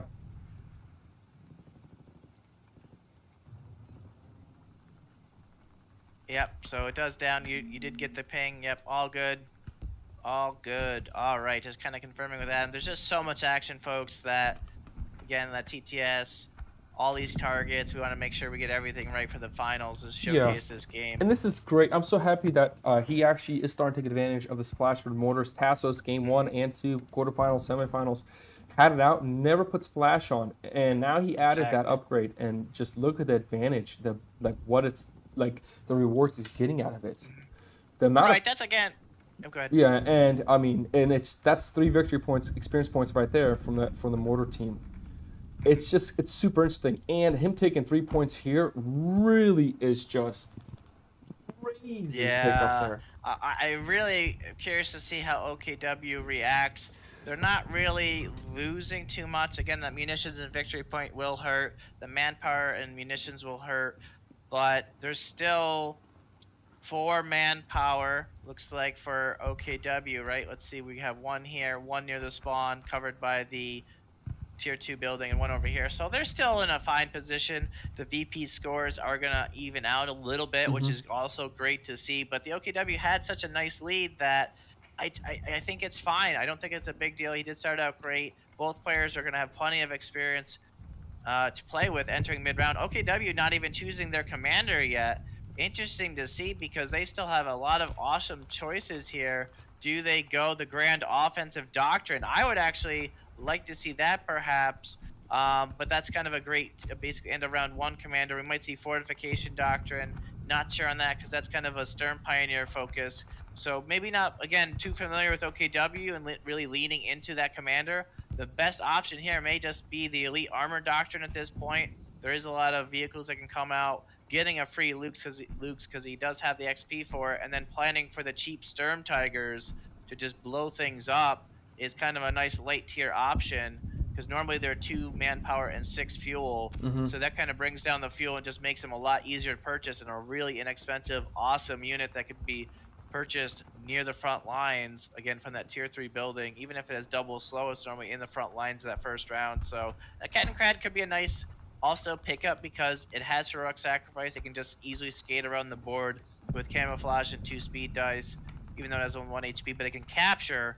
So it is just kind of a nice utility option for OKW. So a lot of choices here. I would probably lean in that direction, giving all things considered. Again, I would have really liked to see the grand offensive doctrine, perhaps for OKW, because the STG 44 Riflevolks Grenadiers can get, basically, they get a free AI when spawned, and they still have that AI upgrade, so they can get kind of to that counterpart and just kind of outgun US Riflemen. Just so many options here. We do see the tier 3 forward, not really a surprise there. It does also have 2 AP at 2 range. Man, would he have loved to have that this last round to blow up that Jeep for free? It would have been just 1 CP to set that bad boy up to just destroy that Jeep.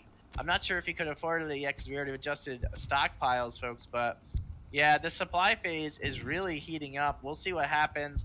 Does he just kind of, does he have, where else can he spend the XP? I think he just has to go the commander at this point. Does, with that tier 3 unlock, can get an Oversoldaten. Which I hope, so, I love him. I love them. I know you love the new Oversoldaten. It was tuned in 2nd edition here to kind of find it in the right place. It was kind of an interesting place in 1st edition. Now it's really designed to, with camouflage and the AI damage and the 1 flame to kind of, again, that's kind of representing special damage, the fact in the game that's really good against units in cover. So it kind of showcases that unit being just a really good anti-infantry unit that can capture, has camo, and can get a speed die. Just a very flexible OKW unit, especially offensive-wise with the firepower. So does he save up? I don't know. Like, I think the Oversoldaten is probably what I'd like to see, but then still has commander options. So we'll see what happens with the XP. Although spending it elsewhere, it seems. I'm not sure. Does seem to be spending it elsewhere. Maybe, again, a lot of people just aren't sure how to integrate. Again, OKW is the 2nd hardest faction, a fairly new player to the game. How do you integrate these commanders into the core OKW kit? To some people, they're not necessarily flashy, but you kind of have to, like other factions, they really open up different avenues. But if you're not too familiar with OKW, just leaning onto the OKW core kit, I can't really blame them for that, because the OKW core kit has so many cool tools right out of the gate. We do see Slava, as you're kind of pointing out here. Stuart's out. We, just like we thought, maybe that was part of Tasso's plan. If they do join us, I imagine that's what his plan was, just going so aggressive and hoping to get the free Stuart out with the AI and the site. Maybe we can throw that on for him. Basically the free range, it is there, and the AI, we'll see if we can basically turn off snap points and get that AI on the vehicle for him there. So custom. Yep, almost dotting her out on the board. I do like that. Which means that the American player will need to go for a major sometime soon. And man, with 5 munitions coming in, I mean, it is just sweet. Because you can get all your riflemen, a bazooka or an anti-infantry damage. You can even focus on well, right now, man, with the way he's going, I'm almost,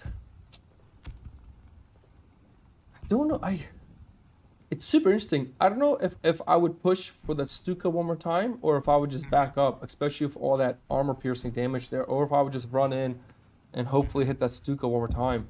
It's gonna be super interesting, because I don't even know if I would even want to try to keep going for that Stuka.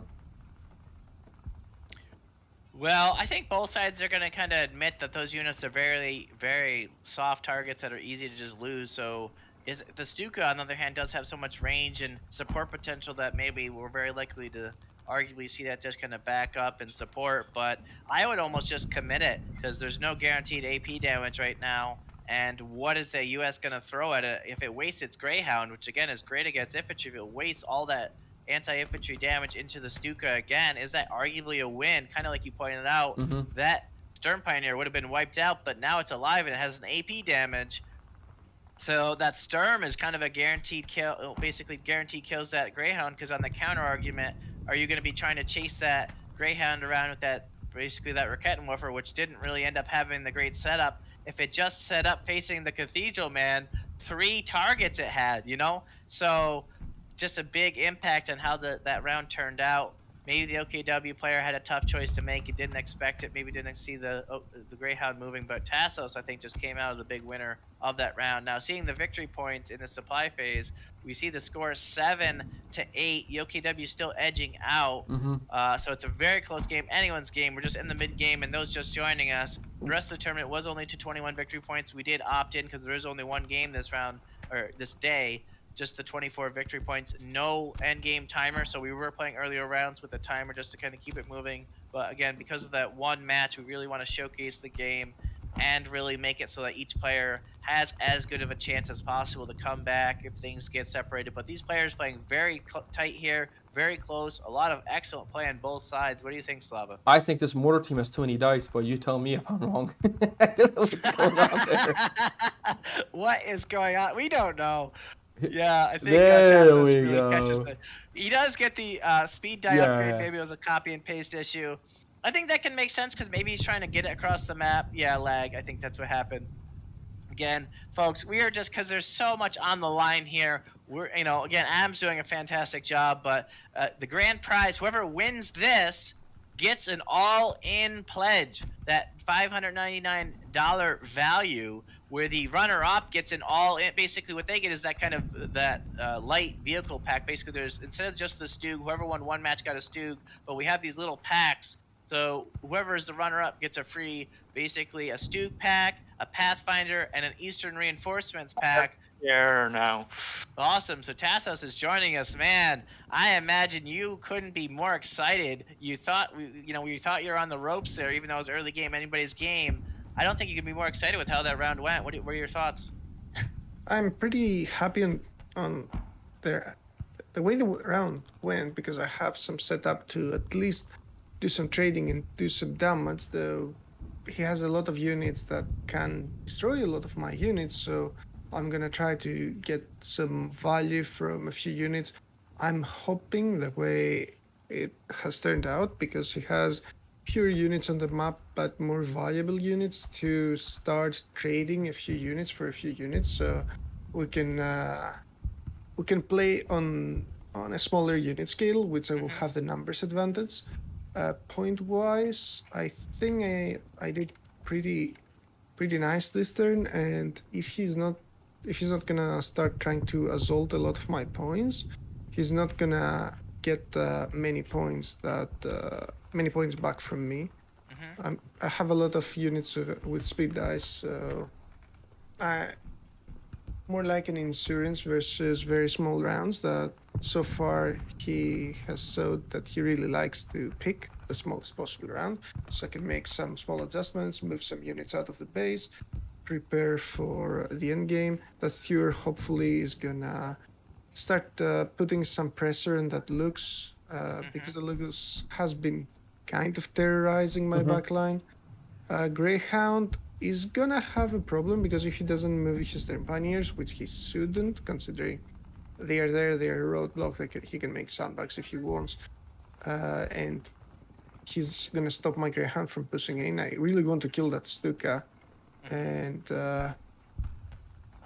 is there a reason why you didn't kill off the Storm Pioneers last round? You could have with the Greyhound and the Jeep targeting it. Were you looking for XP, or what was the reason why I didn't have everybody attack that? I wanted to kill the Stuka. I wanted to take a wild shot, because I was thinking, as I said on the previous round, that I need to have something happen. So my idea was to hit the Stuka. And I was planning to throw the mortar there as well, but then I realized it's one range away to be able to target the Stuka itself.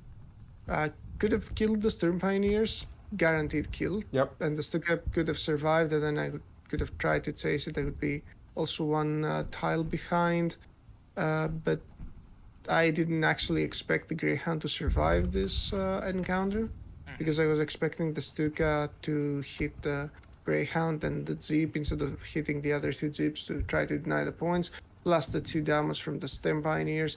I was thinking maybe he even targets the Lucas. I thought he would want the Greyhound dead.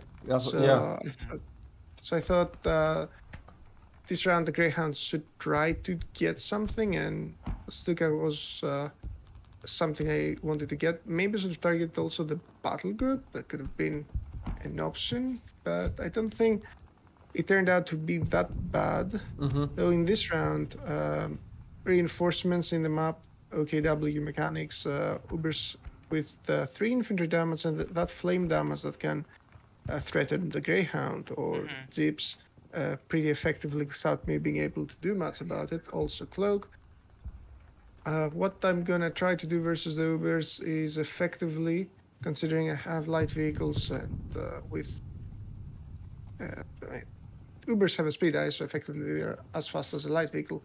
But I'm gonna try to reposition them away, or if he stays to fight close range, maybe from inside the building, and doesn't try to capture any points that I have back.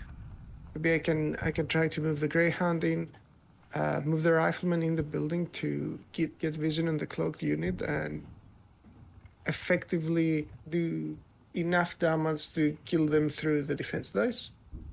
Yeah, just by focusing a lot of units on the Ubers. Yeah, just some things to be aware of. This thing does have 2 sight and 2 armor-piercing damage, and the only way that OKW can heal is from this building, this second condition change. So it's reinforced on the battlefield.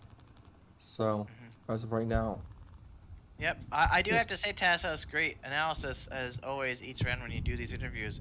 I'd have to say, I'd say the happiest, obviously great job in the center of the map, but maybe the best pickup was on the right side of the map with kind of scaring that Volksgrenadier into the building. I thought for sure, I was shocked at the last round, you getting that speed die, right? And because I expected, what is that speed? Like, I would just think that Rifleman was going to stay in the building, because if he leaves the building, I had high expectations for that Volks to just hop in the building. So I was like, that's just a wash over there. But I thought you got the biggest advantage over there. So even though it looks like you're losing the left side, basically your left side of the map, I think you're just killing it on the right side, just great there. And then the center worked out pretty well for you as well. So I'd say you're more than back in. I would actually favor your position now, but I'd say that's it. Any final thoughts from Slava? Nope. Just want to make sure you're just aware of the 2 range and armor piercing on that building, because that was some new changes. It is an emplacement, so it would have to set up. That's why it's showing no fire currently and has a small arc, but... I am aware of the new position I have, and with the points I'm definitely ahead resource-wise, but because everything I have in the middle of the map is scout and light vehicles that are easily destroyed, if I say it like that. And I have to either make some trades with them, some effective trades, not just lose them for nothing. Hopefully, if I can get some trades while holding their position and not having to lose the points for another round. And with the new units that I have brought down, I will try to help clean the left side. I was happy that he actually didn't focus anything, because he could have focused the Greyhound. Maybe I could have lost that. He could have focused my mortar. The mortar survived. Now with the speed die, I have the 50 cal set up. He has a 5 HP Volksgrenadier. If he goes with the Volksgrenadier from below, I can just move the mortar team maybe forward once. If he moves in front of the MGR, he's gonna take some Overwatch damage.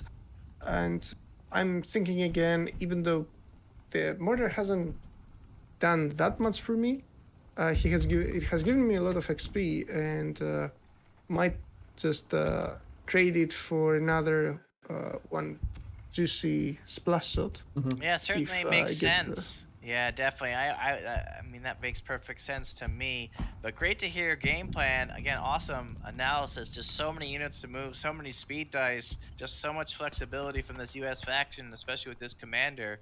So best of luck to you. And nice to see that major out. You did actually able to get that out this round as well, so we'll see if that starts entering play, and a nice positioning for that. So best of luck to you going in the next round. And no pressure, Tassos, but you have some fans here rooting for you, so I think half of Europe is cheering. Thanks. Yeah, just some great analysis from Tassos there.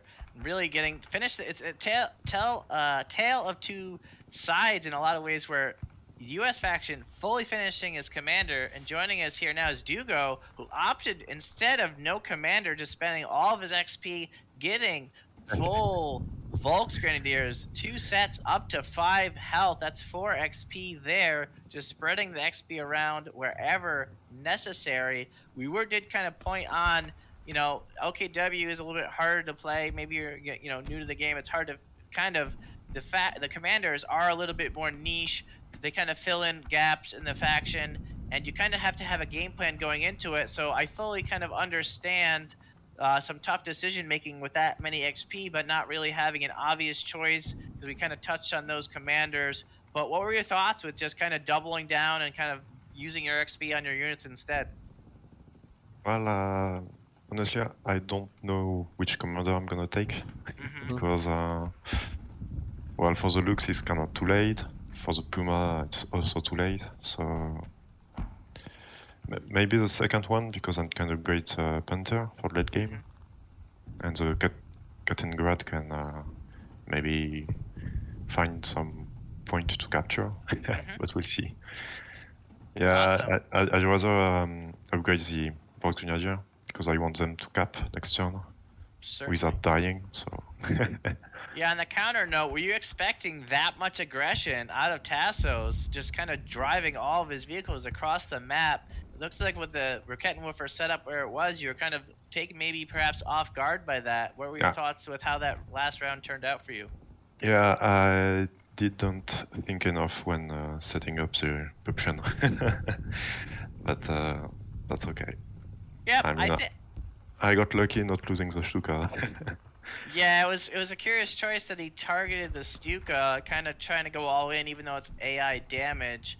But the Stuka's still alive, so I think it's a win for you because now you have two options. Do you kind of lean back, obviously, and just kind of rely on its range and its splash, or do you just kind of allow it to perhaps be sacrificed to kind of get a better positioning? So a lot of cool options with the Stuka because it's on death's door. But on the other side, you did unlock your tier 3 and get out the Obersoldaten. I imagine you're thrilled. You find it like, kind of fully invested in it. Yes, it has slow, but it has a speed die to make up for it. So I imagine you're really enthralled to kind of get that one out because all of those juicy targets right in front of your face, not only by the Rakettenwerfer, but the Flame with the Obersoldaten being able to just threaten so much damage. So what are your thoughts on that side of the map? Yeah, that was pretty much the only thing that I can do on my left side because right now I only have one Box Grenadier with that upgrade. And yeah, I plan to take back the territory he took. Yeah, I don't know if you see, there is a little bit barbed wire here. I do want to make it a little bit bigger just so everyone sees. Oh yeah, nice. Maybe change it a different color so that we can see it a little bit easier. I don't know if black's even the best color. Maybe I'll make it purple or something interesting. Oh yeah. Oh, I thought he put sandbags, but yeah, okay. Yeah, well, just want to make that clear. So it could be if he leaves that hex, it can kind of be a critical thing that could come into play. Because you'll have to assault it if he leaves that hex, and you could get locked into an assault. But yeah, just great overall. I think game as it's developing, you kind of had the lead. Now it's a little bit more even keel. I still think you're perfectly fine. But any final thoughts going into the next round? What's your plans? Hold on. Hold on. Yeah, that makes a lot of sense. I mean, you have again that Volks. Love to see what you try to do with those. Those guys are almost unkillable. With 5 health and a defense die, is he going to be able to focus that much firepower? And that's even before cover. If they can kind of get into cover, they're just going to be a really hard target to kill. So best of luck to you. You got the firepower. Let's see if you can use it. You also have the health. Best of luck to you going to the next round. Thank you. Best of luck. Man, sounding good. Both sides are sounding good. Yeah, I think it's anybody's game for those watching. Yeah, it's kind of funny. One round we had everyone voting Axis, then we have nearly almost everyone voting Allies for the better positioning now. But kind of as Tassos points out, these are all very soft targets on the front line. All of these could be just free victory points. We have the Stern Pioneer with an AP die, the Rakettenwerfer with a natural AP die, and the second one, if he gets a good positioning with being in the bunker. And then the flame damage with the Obersoldaten. So folks, flame damage ignores armor, or basically ignores light armor, right? So it's good against light armor. And also we have the 2 AI damage. So the Obersoldaten has so many juicy targets. We'll see how this plays out. I think a brilliant play from Dugo to start the round. What are your thoughts on that? Just diving into that building? I was hoping he did that. I was really hoping he did that, especially for the Germans. You want to get that victory point back and the fuel. And now you get the extra defense cover, and it's also now this infantryman has to figure out what he wants to do. And just kind of jumping on, we had a question from the chat. What's the score? Just those joining us. OKW with 8 victory points, and the U.S. player with 7. And just also note the 2 other things that we want to again touch on for those just joining us perhaps is we are playing to 24 and no time limit. We are just going that full long game We want to really show the game off and really show that whoever won this game truly earned it. So this is just such a tight game at this point, folks, and we are just continuing to see that aggression, Look at that aggression from the U.S. player going for. My word. Wow, that is, I don't know. Like, what do you do with that? I think that's a brilliant play, even though there's no defense there. What is the OKW going to do? Do they assault with the Oversoldaten? They still need one other damage elsewhere. There's just too many targets. That's the problem here.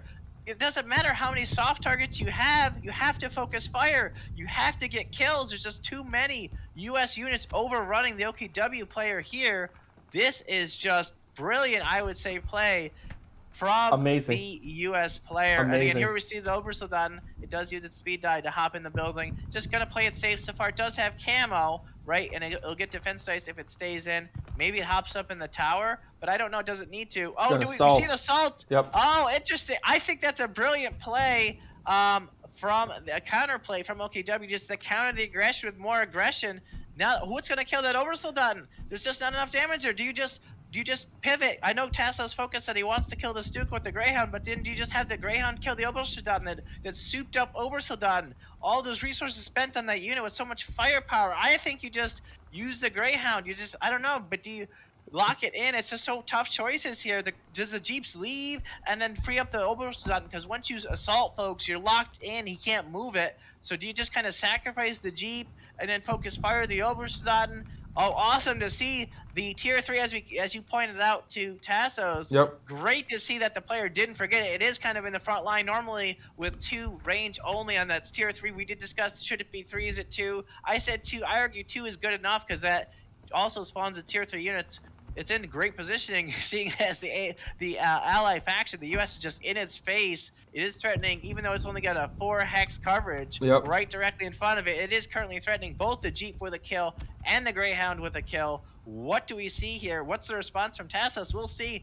And also, OKW just sitting on those Volksgrenadiers, threatening the capture. I think, man, Duco's just playing a great game, just focusing on all the victory points. I think this is just brilliant.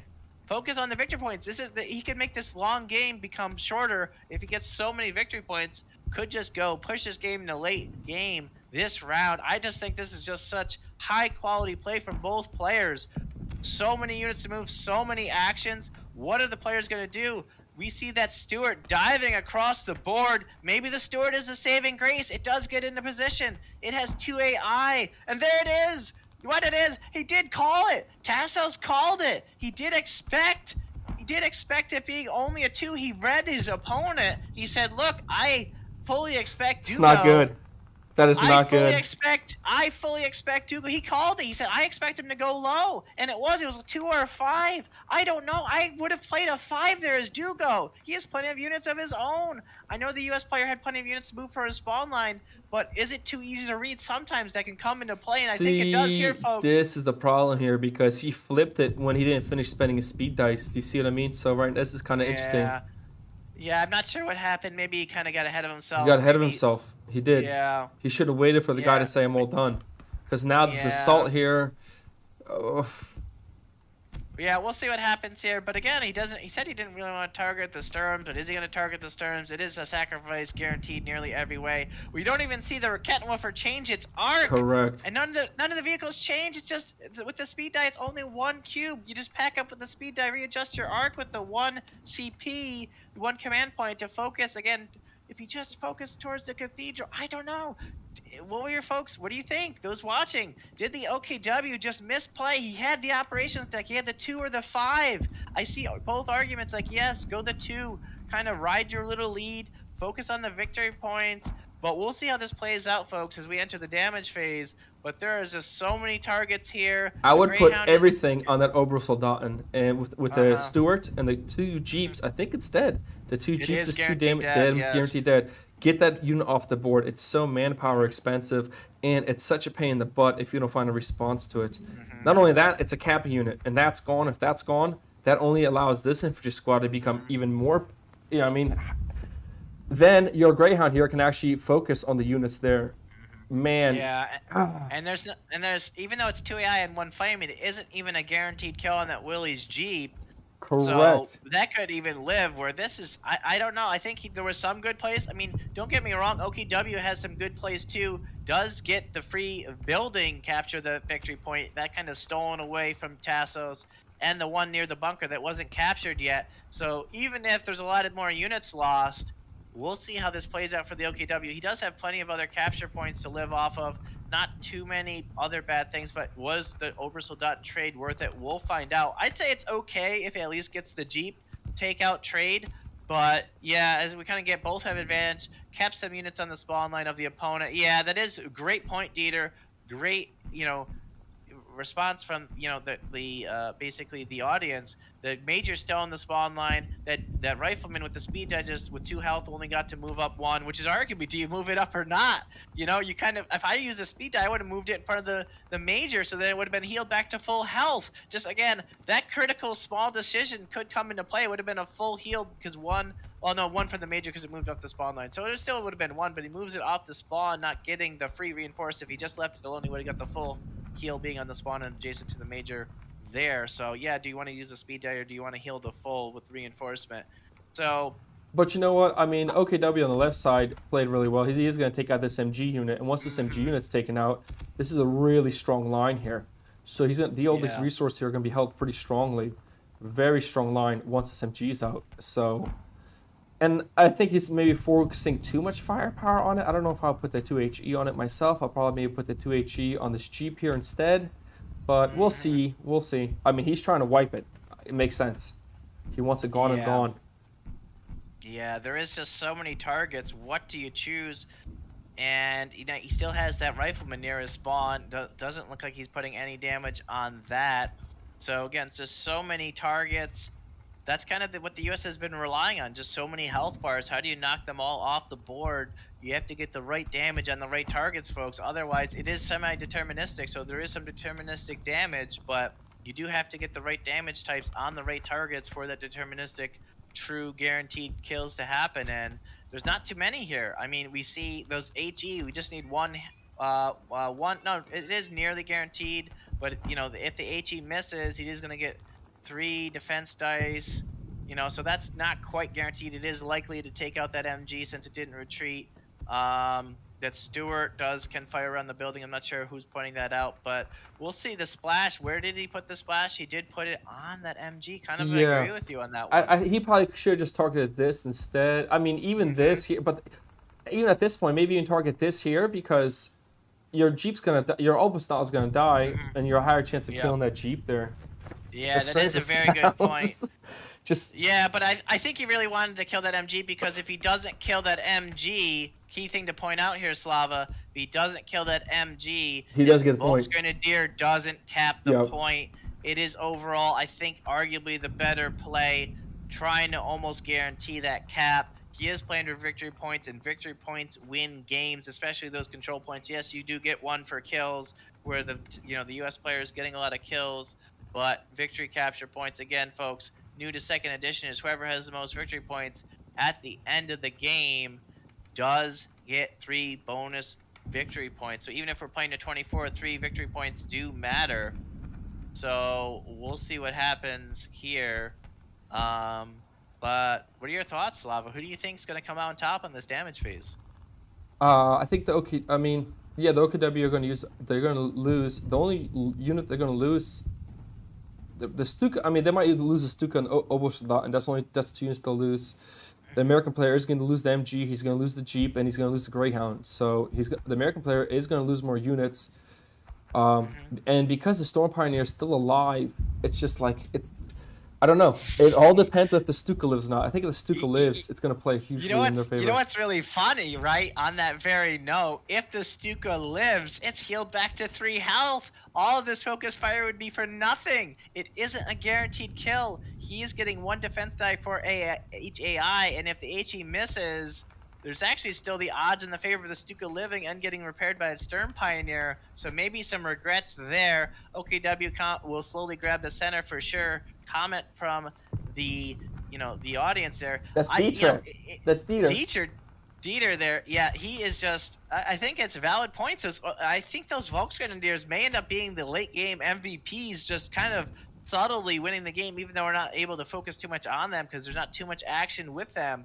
But just those high health Volksgrenadiers, again, folks, OKW's new unit in 2nd edition, just I think really kind of being the hidden shining stars perhaps of this game. Yeah, they're not in the action, but they're just very hard targets to knock out. The MG is temporarily pinning it, but we'll see how that turns out. We're starting and the with Jeep does survive with 1 health. Oh my word. Yeah, that is a nice gain for Tassos. I'm sure he's thrilled with that. Yes, the Greyhound does immediately come off.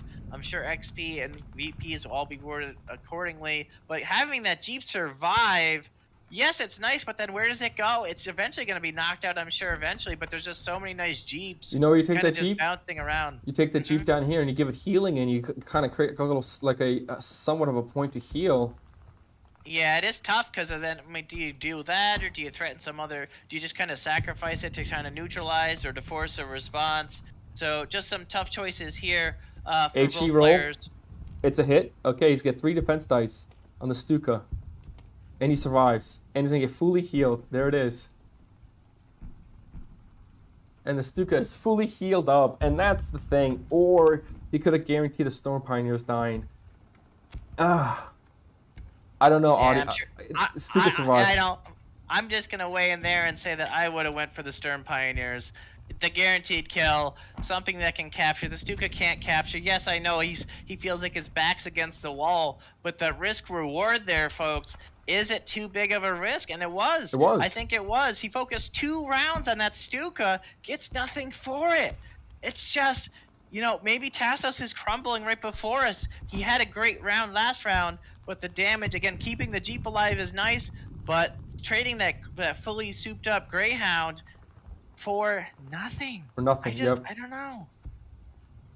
Sucks. I mean, he didn't lose the Jeep. I mean, that is one saving grace, but he did lose the Greyhound.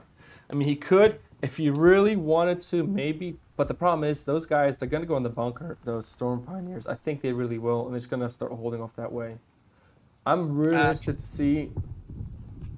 Go ahead.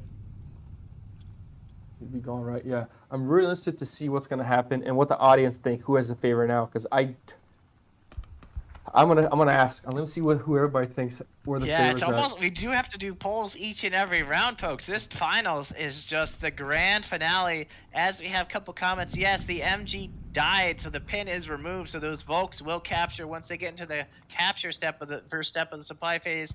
Difficult to say. The Stuka survives. Jeep survives. Yeah, I mean the action. Go ahead, Adam.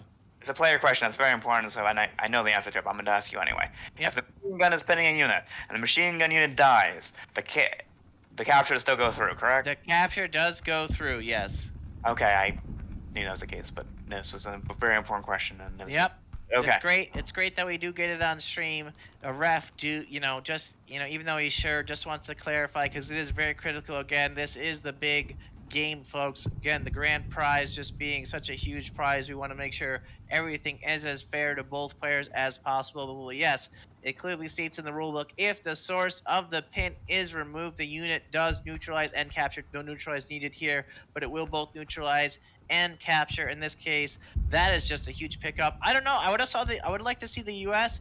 I know there are a lot of speed dice near the spawn line, just moving forward, but I think these units near the spawn line need to get over towards those scary Volksgrenadiers. Something needs to stop these Volksgrenadiers are just unstoppable. What's going to happen next round? They're just going to keep pushing forward. There's nothing over there to stop them. No damage from the U.S. player. What do you get now? Do you just get another Stewart? No. Do you get a Sherman? He has so many XP, so many choices to be made here. A good amount of. He has so many resources as well. He does capture that manpower from right in front of the OKW's player's face. They're behind the cathedral. Yeah. So now we've kind of flipped hands where now the US player looks down, but they have the resources. He has so much XP. He has a finished commander. And folks, again, this is going to highlight just that once you finish your commander, this is one thing that goes missing. Once you finish your commander, you can trade 2 XP for 1 of any resource. That's new in 2nd edition to kind of help support this extra influx of XP. You're seeing so many XP with so many targets, but this rewards aggression. This rewards choosing all these targets that we saw. Even though, yes, the US player didn't kill the Stuka, he did get an XP for using his unit in battle. This rewards you. You lose a unit, you get an XP. There's just so much XP. Yes, I could see the flood of XP. Some people were worried about that during playtesting. 9 but XP. This is where it gets interesting. There's so many choices to be made. Where do you use those? Do you use them on units? Do you trade them in for resources? Does he get more fuel? What does he do? He's got 12 fuel. Slava, he's got 12 fuel. Yeah. And this is probably, as strange as it sounds at this point, just bring out like as much Shermans as you possibly can. To bring a Sherman to the left side of the map, and I think that will help you hold off. I'll maybe even build 2 Shermans at this point.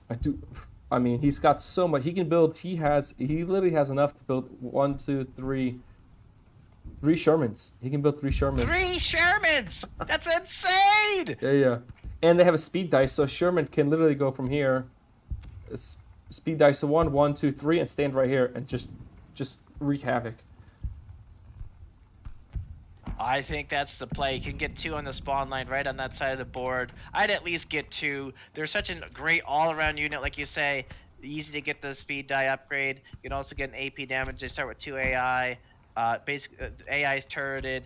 The AP is turreted. We'll see what he goes, though. There's just a lot of choices. Keep in mind also, the Stewart also has 2 AI, and the Stewart can capture. Right.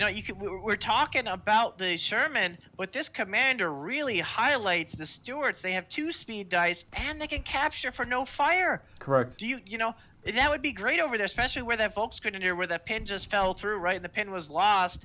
Maybe getting a Stewart over there to, at least dive on that spot might be the play. We'll see what he does. He does go with the Sherman. I think it's a safe play, but again, with the Stewarts now with 3 HP, the Stewarts are, I think, just kind of really compete close with the Sherman. I know it's a tough call either way, but I think, looking back, I think I would get the Stewarts. Yeah, he did go for his commander, the OKW player, Grand Offensive Doctrine. I think that's a great play because we'll see how it turns out, but the Grand Assault can come into play when you have a lot of vehicles. Getting a free Luke's there is going to be nice. I think that's not a bad thing because, again, that can stop all these infantry. Again, what's going to capture the points away from the OKW player? It's going to have to be these Jeeps. It's not too terrible against Jeeps. It's not the best for sure, but it's not terrible. It's definitely going to be great with 2 AI against infantry. Again, the U.S. player has so much infantry. How is he going to move the infantry out? So overall, I think the OKW's position is better. Looking back now, I know the U.S. has all these units, but what would have happened if that rifleman had a bazooka upgrade? If it had 2 bazooka upgrades, the one near the OKW spawn line, this tier 3 building would have been almost taken out. Mm-hmm. Just things that you get, these kind of super big brain plays that could have happened. Don't get me wrong, Tassos is playing great, but if you kind of think ahead, if you could take that out, it's a sitting duck for VP. It's just an emplacement with 3 health. And then tier 3 units not on the board other than Oberstadt, which was wiped out. Yeah, I think him losing Oberstadt was probably... Mm-hmm. I get it why he tried to push, but even... Man, that's one unit you don't want to lose. It's just so... Oh, does he get it now? Yep. I called it now in advance, getting the AP. I think he's starting to put the pieces of the puzzle together. He's going to have to prevent the heavy armor of OKW from coming out if he wants a chance this late game, because he's going to have the tanks, but the OKW players' tanks are very likely to come out as well. So I think he's planning ahead here and making some good choices.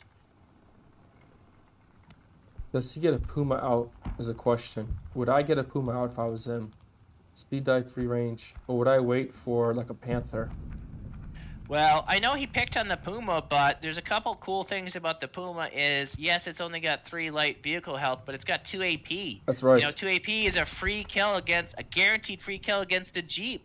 So, I know he picked on it, but it's got 3 range, 2 sight, and then if you want to invest in it, those heat shells in that tier 4, if he gets it, can be applied to both a Puma or a Panther, so it can give either an extra AP, so that not bringing that Puma up to 3 AP, just as, just kind of against Shermans and other heavy vehicles like the Stewart can come into play here.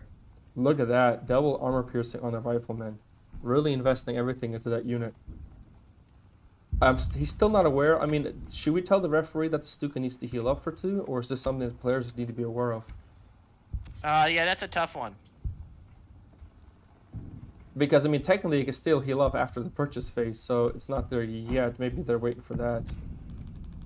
Yeah, as you said, according to the rules, it is at the end of supply phase. I like to, just kind of as a player, like to note it when I notice it early on in supply phase and just kind of make it clear, hey, I know this happens at the end, but because I already have the unit in place, I'd like to just do it now so we don't forget. So we'll see what happens there. 2 Shermans out. It's almost like they're listening to our cast. Well, I mean, to be fair, he did have 12 fuel, right? Yeah, I mean, yeah. it wasn't. What else is he gonna No, purchase, you bring right? 2 Shermans out. Yeah. I think he's playing it right. The 2 Shermans is great. Maybe if hey, Dugo, what are your thoughts, man? I don't know. You got the Greyhound. Your Stuka survived, but you I was did okay with lose that. the Obel By the Soldat. way, I think the Stuka should repair thanks to the Sturm Pioneer. I'll try to not forget this. I am a bit sad with the Obersoldaten because I didn't saw the last tier of his commander, giving her his the side dice. +1. Yeah, this one. I'm a little sad for the Ober, but I'm leading with a victory point, so that's good. But now I need to hold on against the Shaman wave. Yeah, the left side you're holding pretty strongly. You still have a Raketen out, so I mean the Shermans will have to deal with that. So it's not like you're in a bad spot at all. Just the right side, just trying to figure out how you're gonna break through there. You do still have the Volksgrenadiers up top there. Yeah. But, and I need to defend my Schwer because he upgraded his rifleman with 2 AP. So we'll see about that. I'm a little sad about the Obersoldaten, but I'm very sad. Very sad about it. Yeah, because they would have been that harasser on that map. Yeah, I should have stayed inside the building, wait for one more turn, but it's okay. Yeah, and he should have destroyed your Storm Pioneer, but it's okay. Well, I understand that he went for the Stuka, I mean, much more valuable target, but I got lucky here. Very. Well, we'll see if that Kettenkrad could kind of cause some chaos. In second edition, Razor Wire, just kind of note it is purple just as a highlight, just so both players are aware. Again, we want to make this as fair as possible. The Stuka would be up to 3 health, as you noted. I'm just going to go ahead and do it. You noted it, of course, and you're the player. So we're just going to head and do that now because it was repaired by the Sturm. And also, the barbed wire used to be a Razor Wire, so even though some people may call it Razor Wire, which is representing OKW's unique thing from the video game second edition there, COH2 basically, it does only stop infantry now. So that opens up a few options for the Kettenkrad. You do still have the building. We'll see how that Kettenkrad could kind of cause chaos, because even though light vehicle, he has that rifleman there. We'll see what happens, as you note, but that Kettenkrad, heroic sacrifice, 2 speed dice, we'll see if that comes into play. But I think the MVPs, as kind of I was telling the audience, the kind of the hidden behind the lines that nobody's noticing is those Volksgrenadiers. I imagine you're happy with how they're performing, even though they're not really the focal point of the match. Yeah, well, they capture point, so that's the only thing I want from them. Exactly your point, and they capture points, and points, especially the victory points, that's what wins games, folks. That's what's giving the VP every round, and that's why you're already up to 14-10. You're kind of stretching your lead. We are playing to 24 again, those just joining us, or those, just seeing the cast. So, what are your plans now? Did you, coming out of the supply phase, are you happy with where you're at? You still have some stockpiles. What's your plan in this round? Are you just going to hold it, or are you just trying to save for a key purchase, or what are your plans in this next round? Yeah, so this one I didn't buy anything because I want the Panther to come out to deal with those Shermans. And I will try to not lose too much ground so I can easily come back after. All right, well, any final thoughts? I think we had a good coverage there, but otherwise, good luck in the next round. Thanks. Yeah, I think he's good. I think that Panther might be a good call if the 2 Shermans out.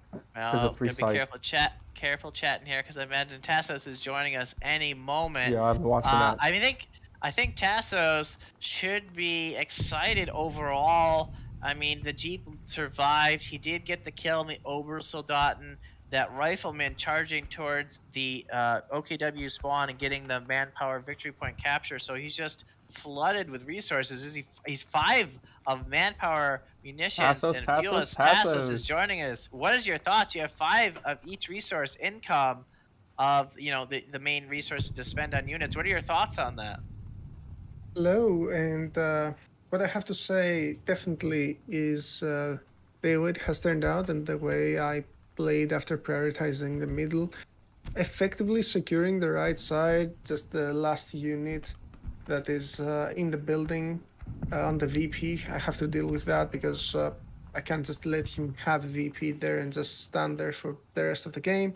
I'm definitely, at least the way I see it, ahead on units. He has less units than me. Some of them are decently upgraded, but I had a lot of XP. I have a lot of upgraded units now, and I plan to effectively have him have less and less units. So in this round, I would like to possibly trade a few more units, but I'm slightly more afraid now that he's on 14 victory points, and by getting 3 victory points in a turn, 4 victory points in the turn that he's getting right now, if I give him enough points, that could almost close up the game. But I'm gonna have to use the unit advantage I have right now. Hopefully I'm the one picking card, so hopefully I can get a decently large card. Have the 2 sermons can push up effectively. They can stop almost anything on that side, and if he wants to focus all his AP damage that he has to kill a single sermon, he can kill it, but the sermons can retaliate and kill an infantry, kill the Lux if it gets caught up there and it can't get out.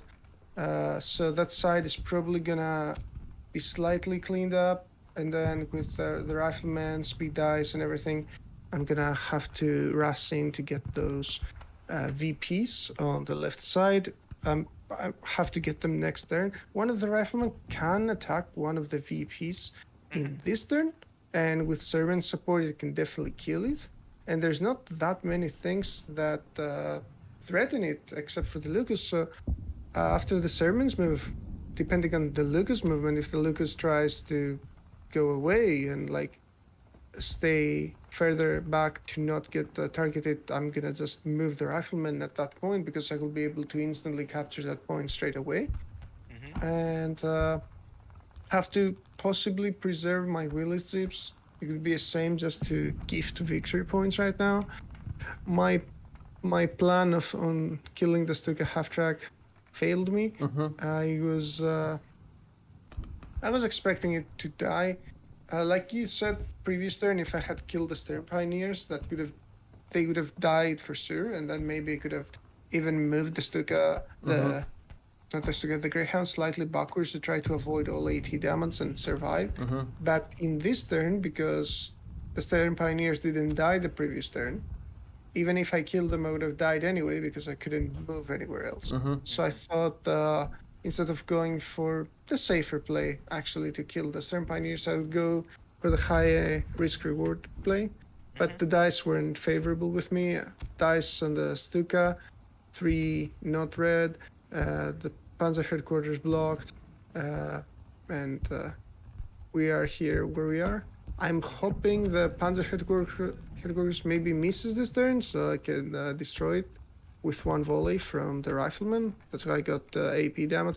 I saw he didn't have enough resources. He's keeping some resources for next round. So hopefully Panzer headquarters is down, so he cannot get any Stern Tigers that I'm expecting in the middle of the map, or maybe the Panther, considering I have a lot of vehicles around the map.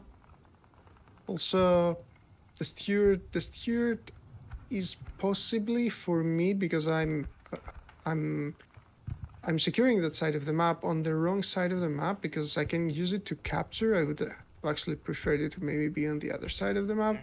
And the building being on a house, the VP building, doesn't help that much on that.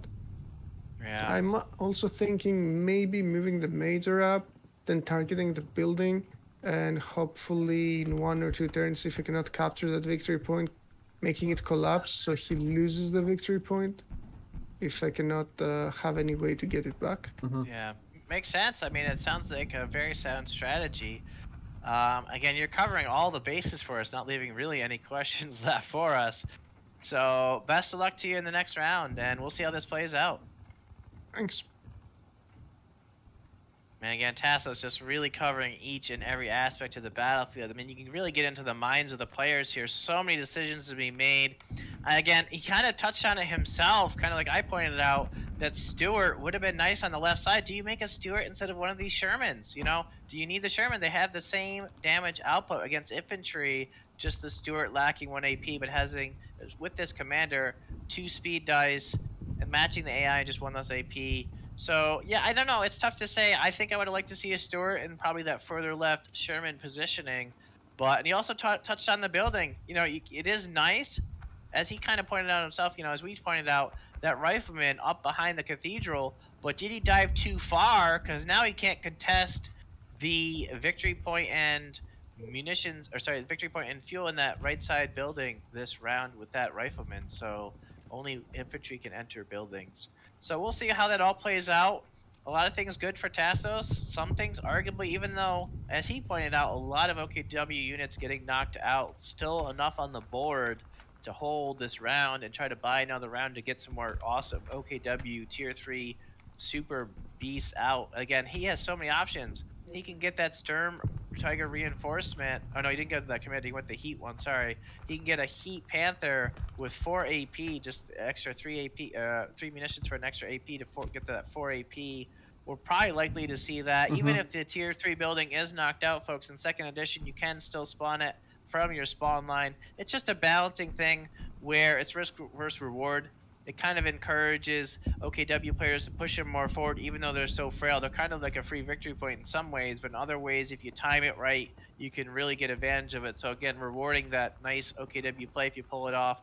Interesting to see the Sturm Pioneers at least very likely getting a neutralize unless he gets assaulted by one of these Jeeps. We'll see how this plays out. We do see the Sherman on the other side pushing forward.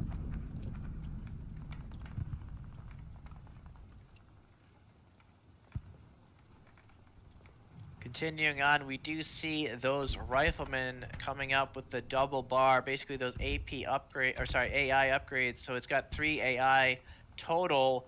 Really, that is kind of, we talked on it before. Those Volksgrenadier are hard to push down, but this is now coming out in force.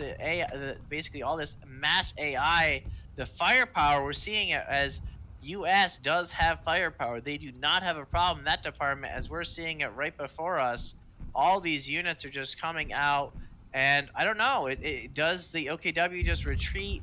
Do they maybe just build? I would again, I was going to point it out, but you can't do it. The Volksgrenadier can't build barbed wire. Correct. They don't have a wrench, so you can't just build a barbed wire on the VP and retreat off of it. Shermans would probably just knock it out anyway this round, so we'll see how that all plays out. Does he just hop in a building for now? What does he do? We'll see how that all plays out. We do see the Luke's light tank, that heavy tank there with the 3 health, back up. We'll see how that turns out over there. He does want to keep it alive. Those Shermans would just kind of combined pop it and maybe knock it out. So again, the Shermans using their speed dice, just really charging forward.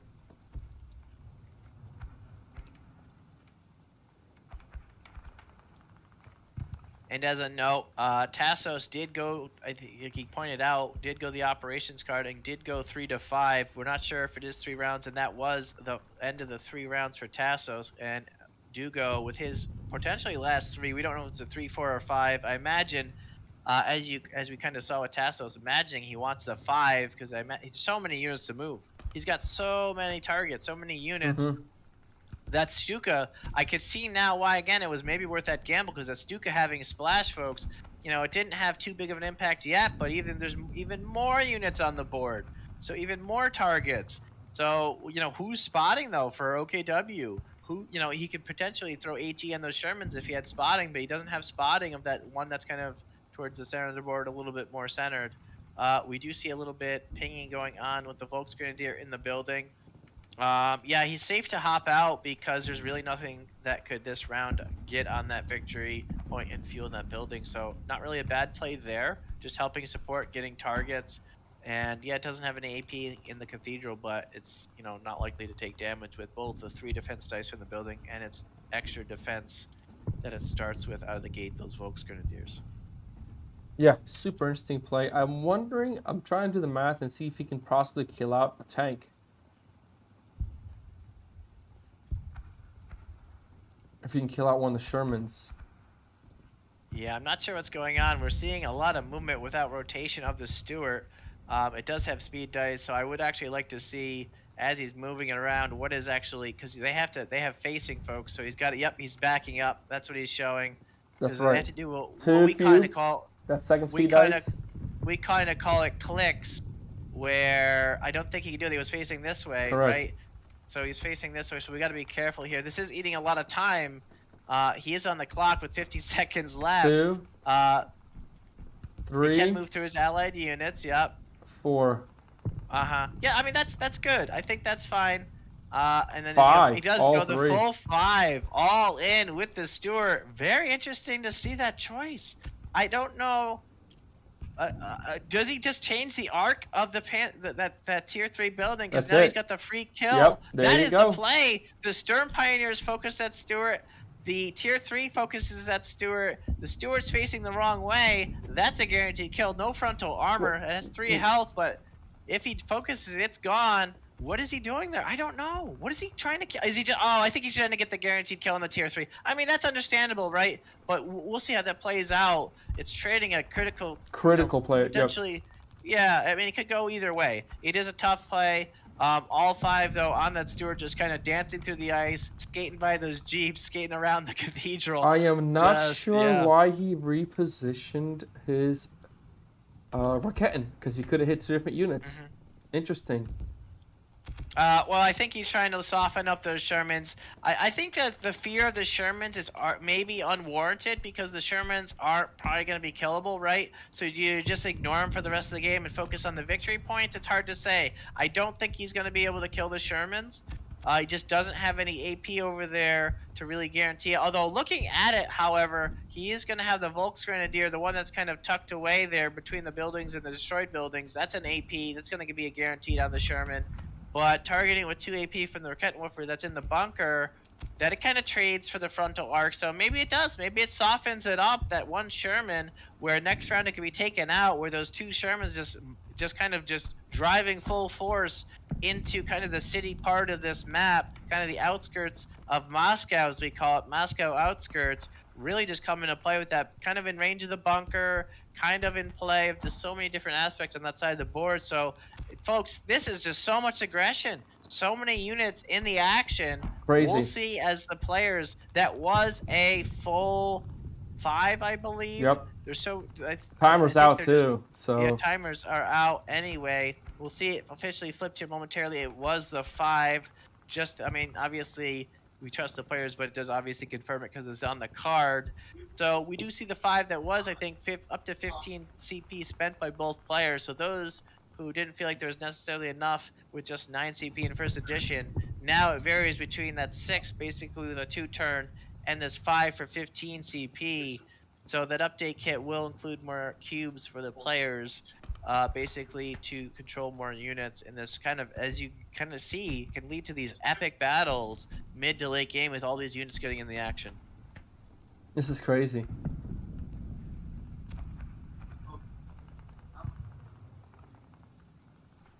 Slava just speechless. This is crazy. Yeah, this is such a solid game.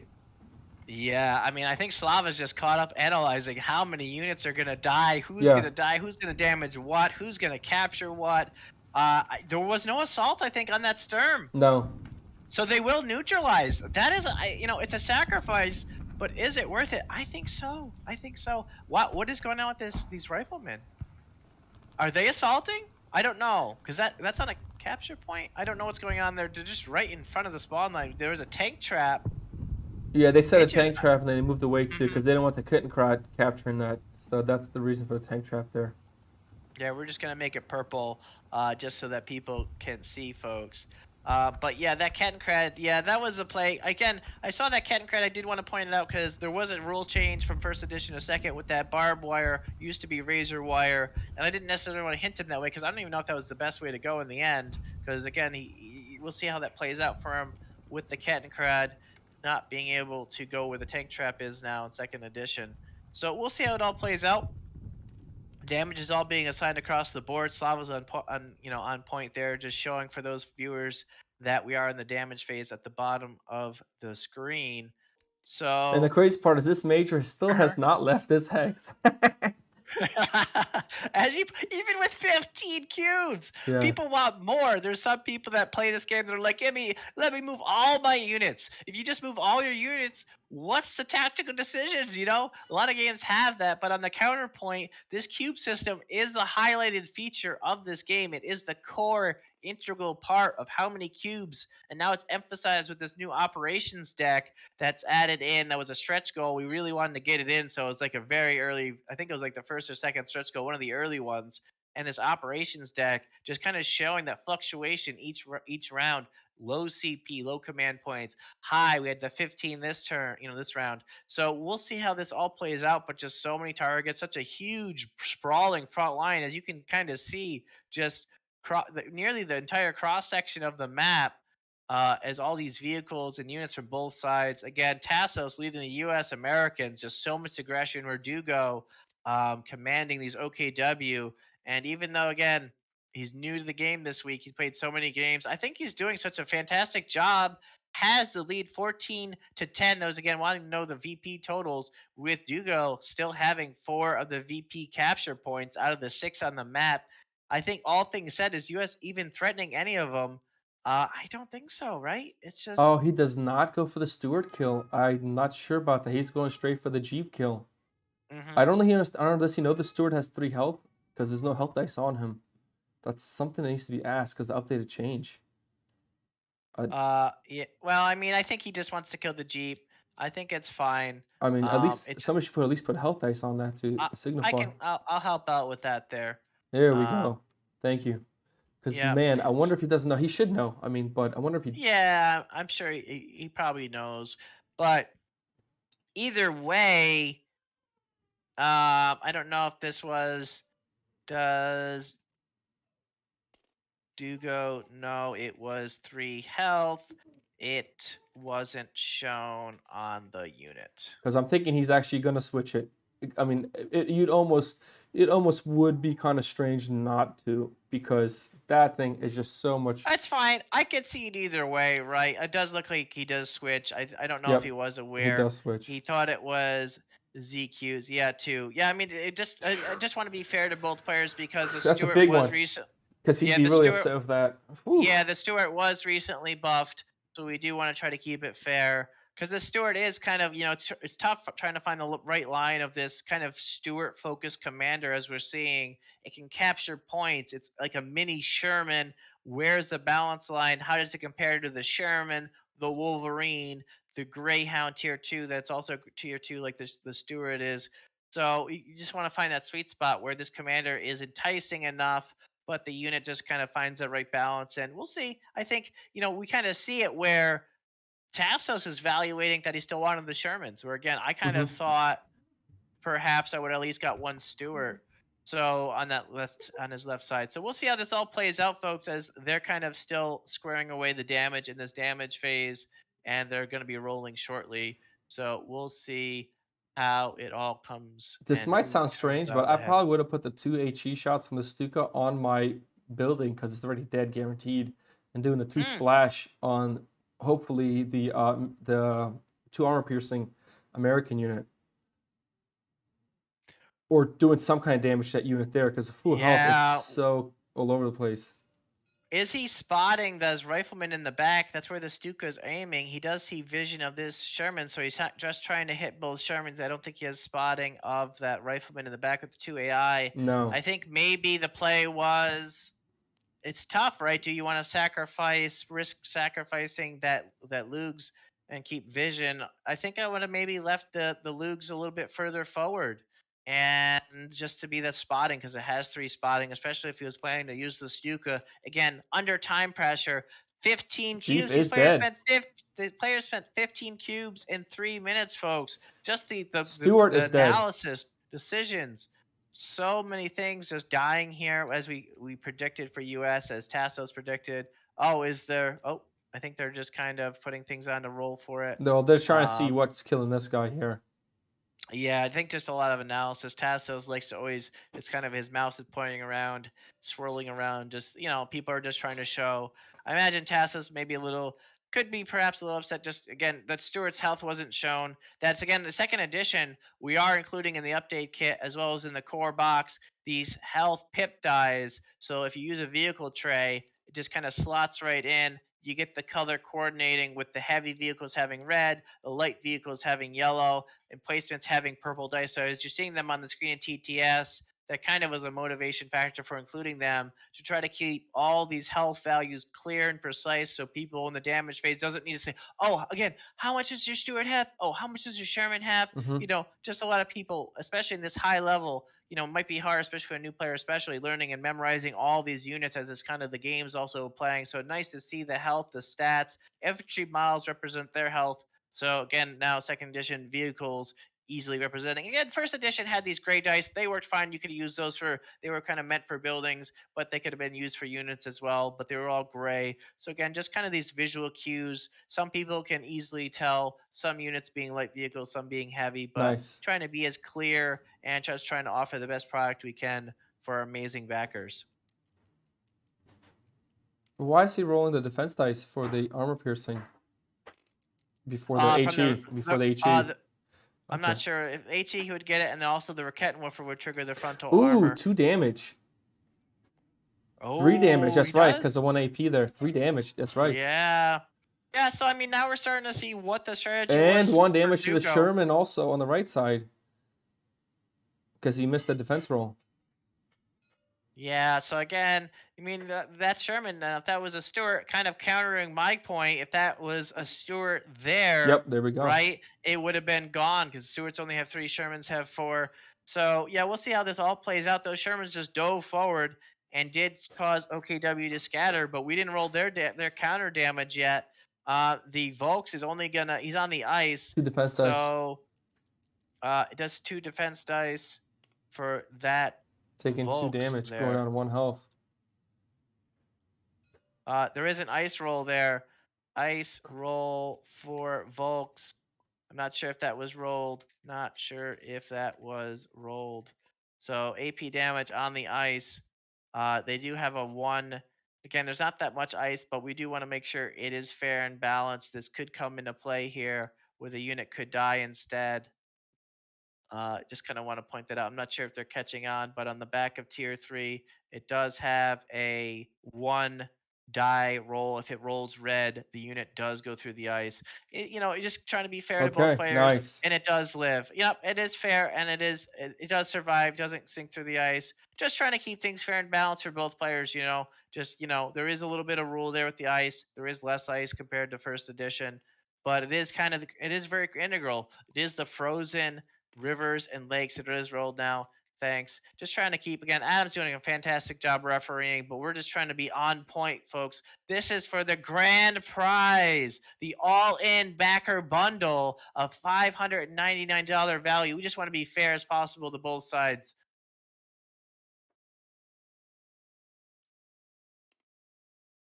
Oh, man.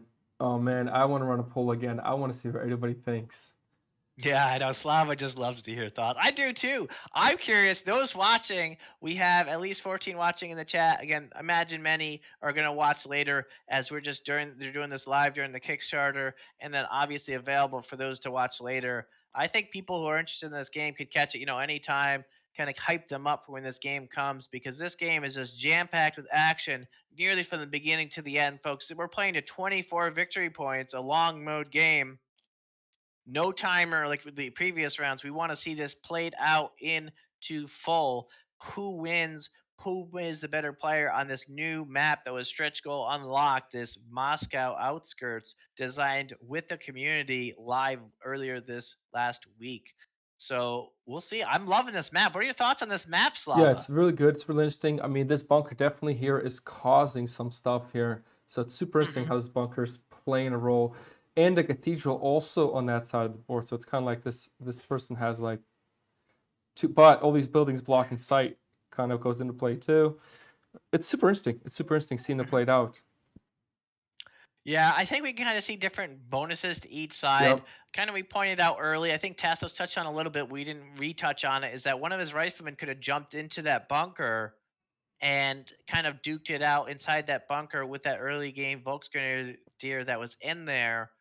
And how would have OKW dislodged it? So it would have been a nice option, I think, for that rifleman to hop in there. But again, where we are is a fantastic spot. Tasso's trying to push back on all fronts. He still has plenty of units alive. He did knock out that OKW Tier 3 building. I imagine the players are going to be chomping at the bit to spend their resources. OKW doing, having to spawn their Tier 3 from the spawn line, but still able to get that Panther. We're kind of seeing that OKW balance in play here, because, let's just talk through it a little bit as we have this moment.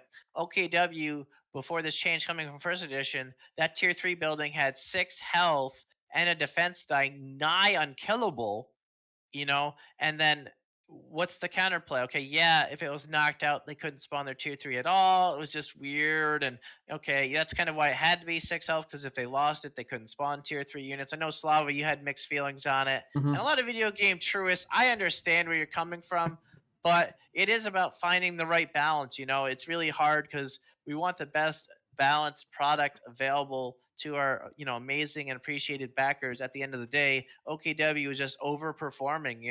They were just able to do so aggressive, just drop an OKW Tier 3 building in the face of the opponent. And how do they take it out?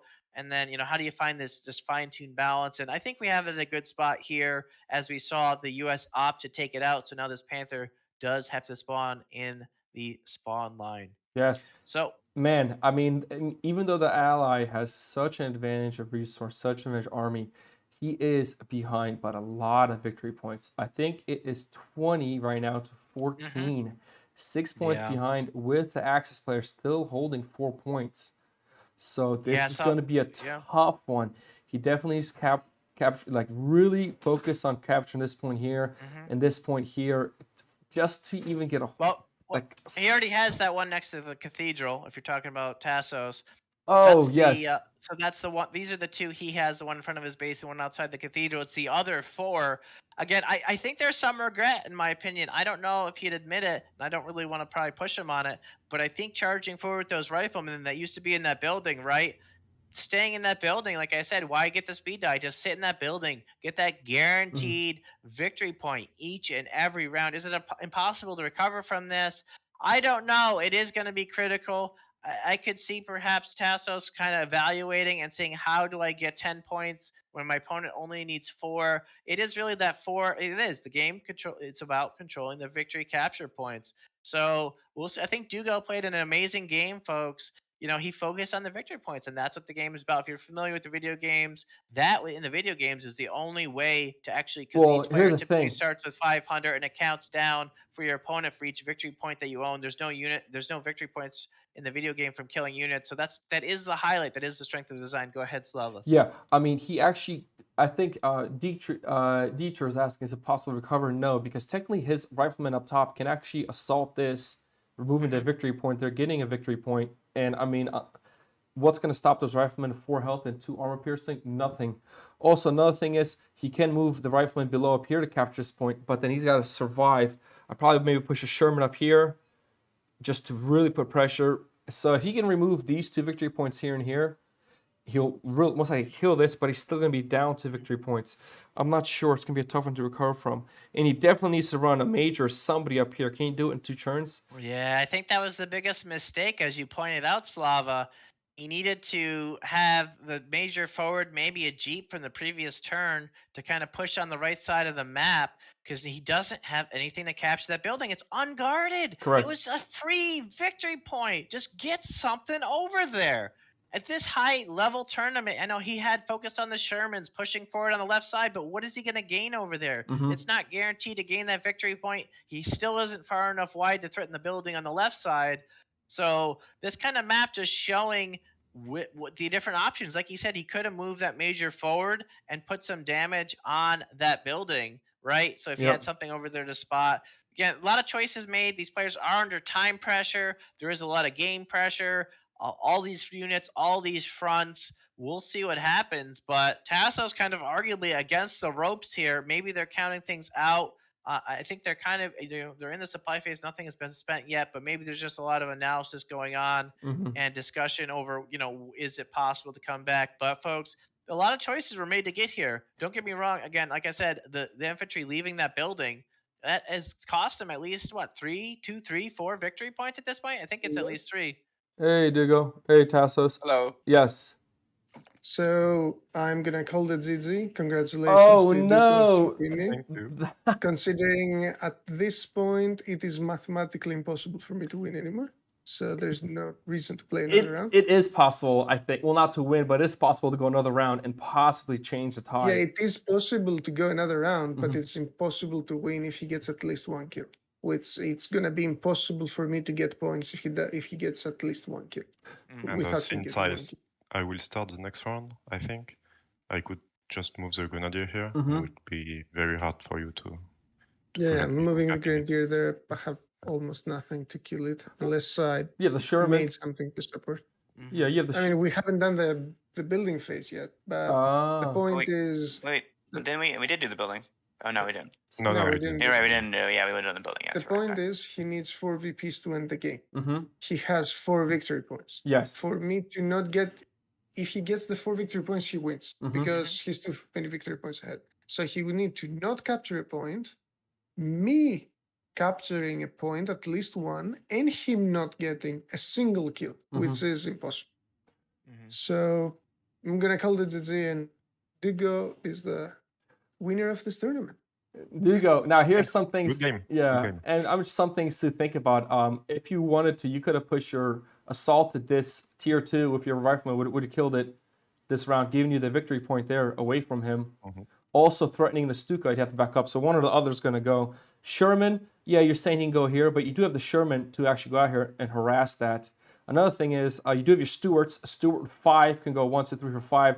Take this point and act. Is it 1 CP to switch? I think. Well, it does take 1 CP, yeah. 1 CP to switch. So. Yeah, but you could definitely get this point here for sure. You can still get this point here if this rifleman here.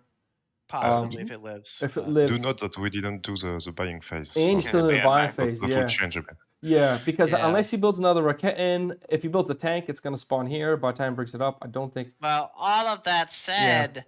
Very good game. Congrats, Dugo. Great sportsmanship from Tassos. Fully understand the situation and being kind enough to join us here and, conceding the victory. Very great sportsmanship for Tassos and great game for both players. But congratulations to Dugo. I mean, coming in, I don't know how you found the Kickstarter, but backing it, new player to the game, folks. We still have another tournament next week, US. Time slotted, but congrats, Dugo, an all-in pledge level. Wow, man, I'm sure you probably can't keep your enthusiasm locked in right now.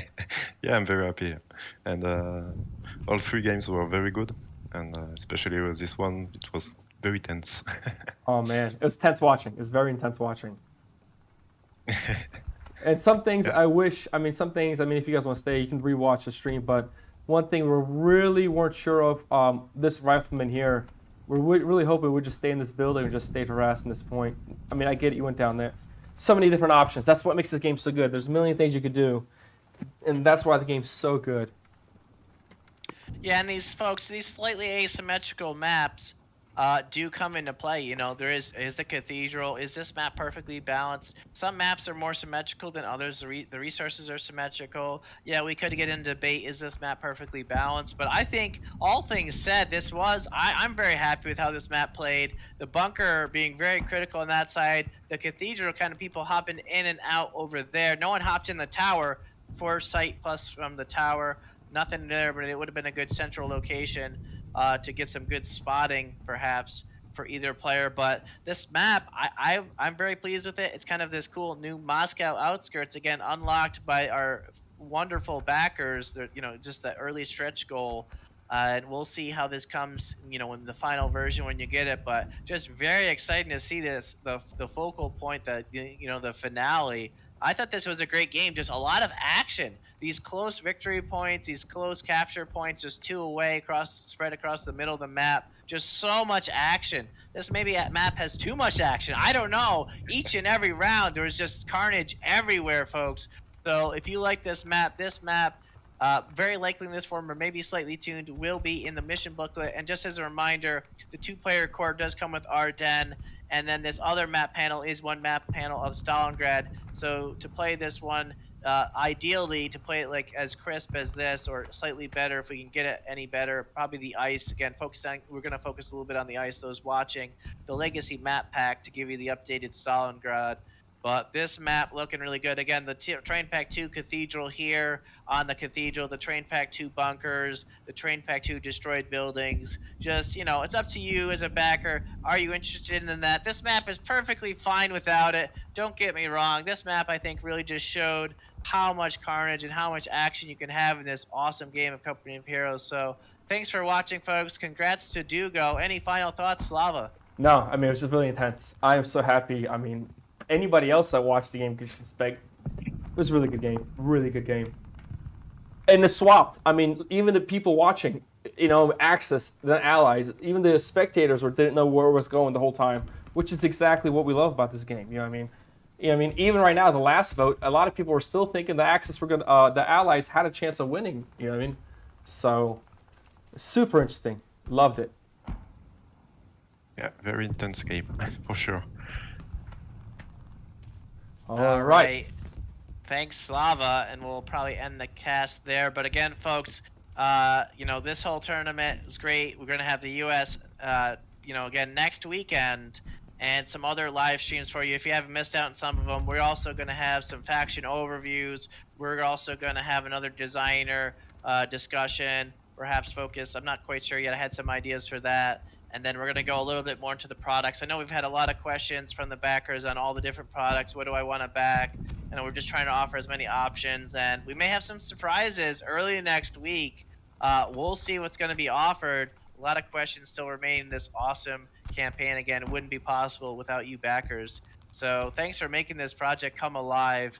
And we'll see what happens with the rest of this campaign and this game. Can't wait to all of you to potentially enjoy this on your own table when it is delivered. So Absolutely. Thanks again, everyone.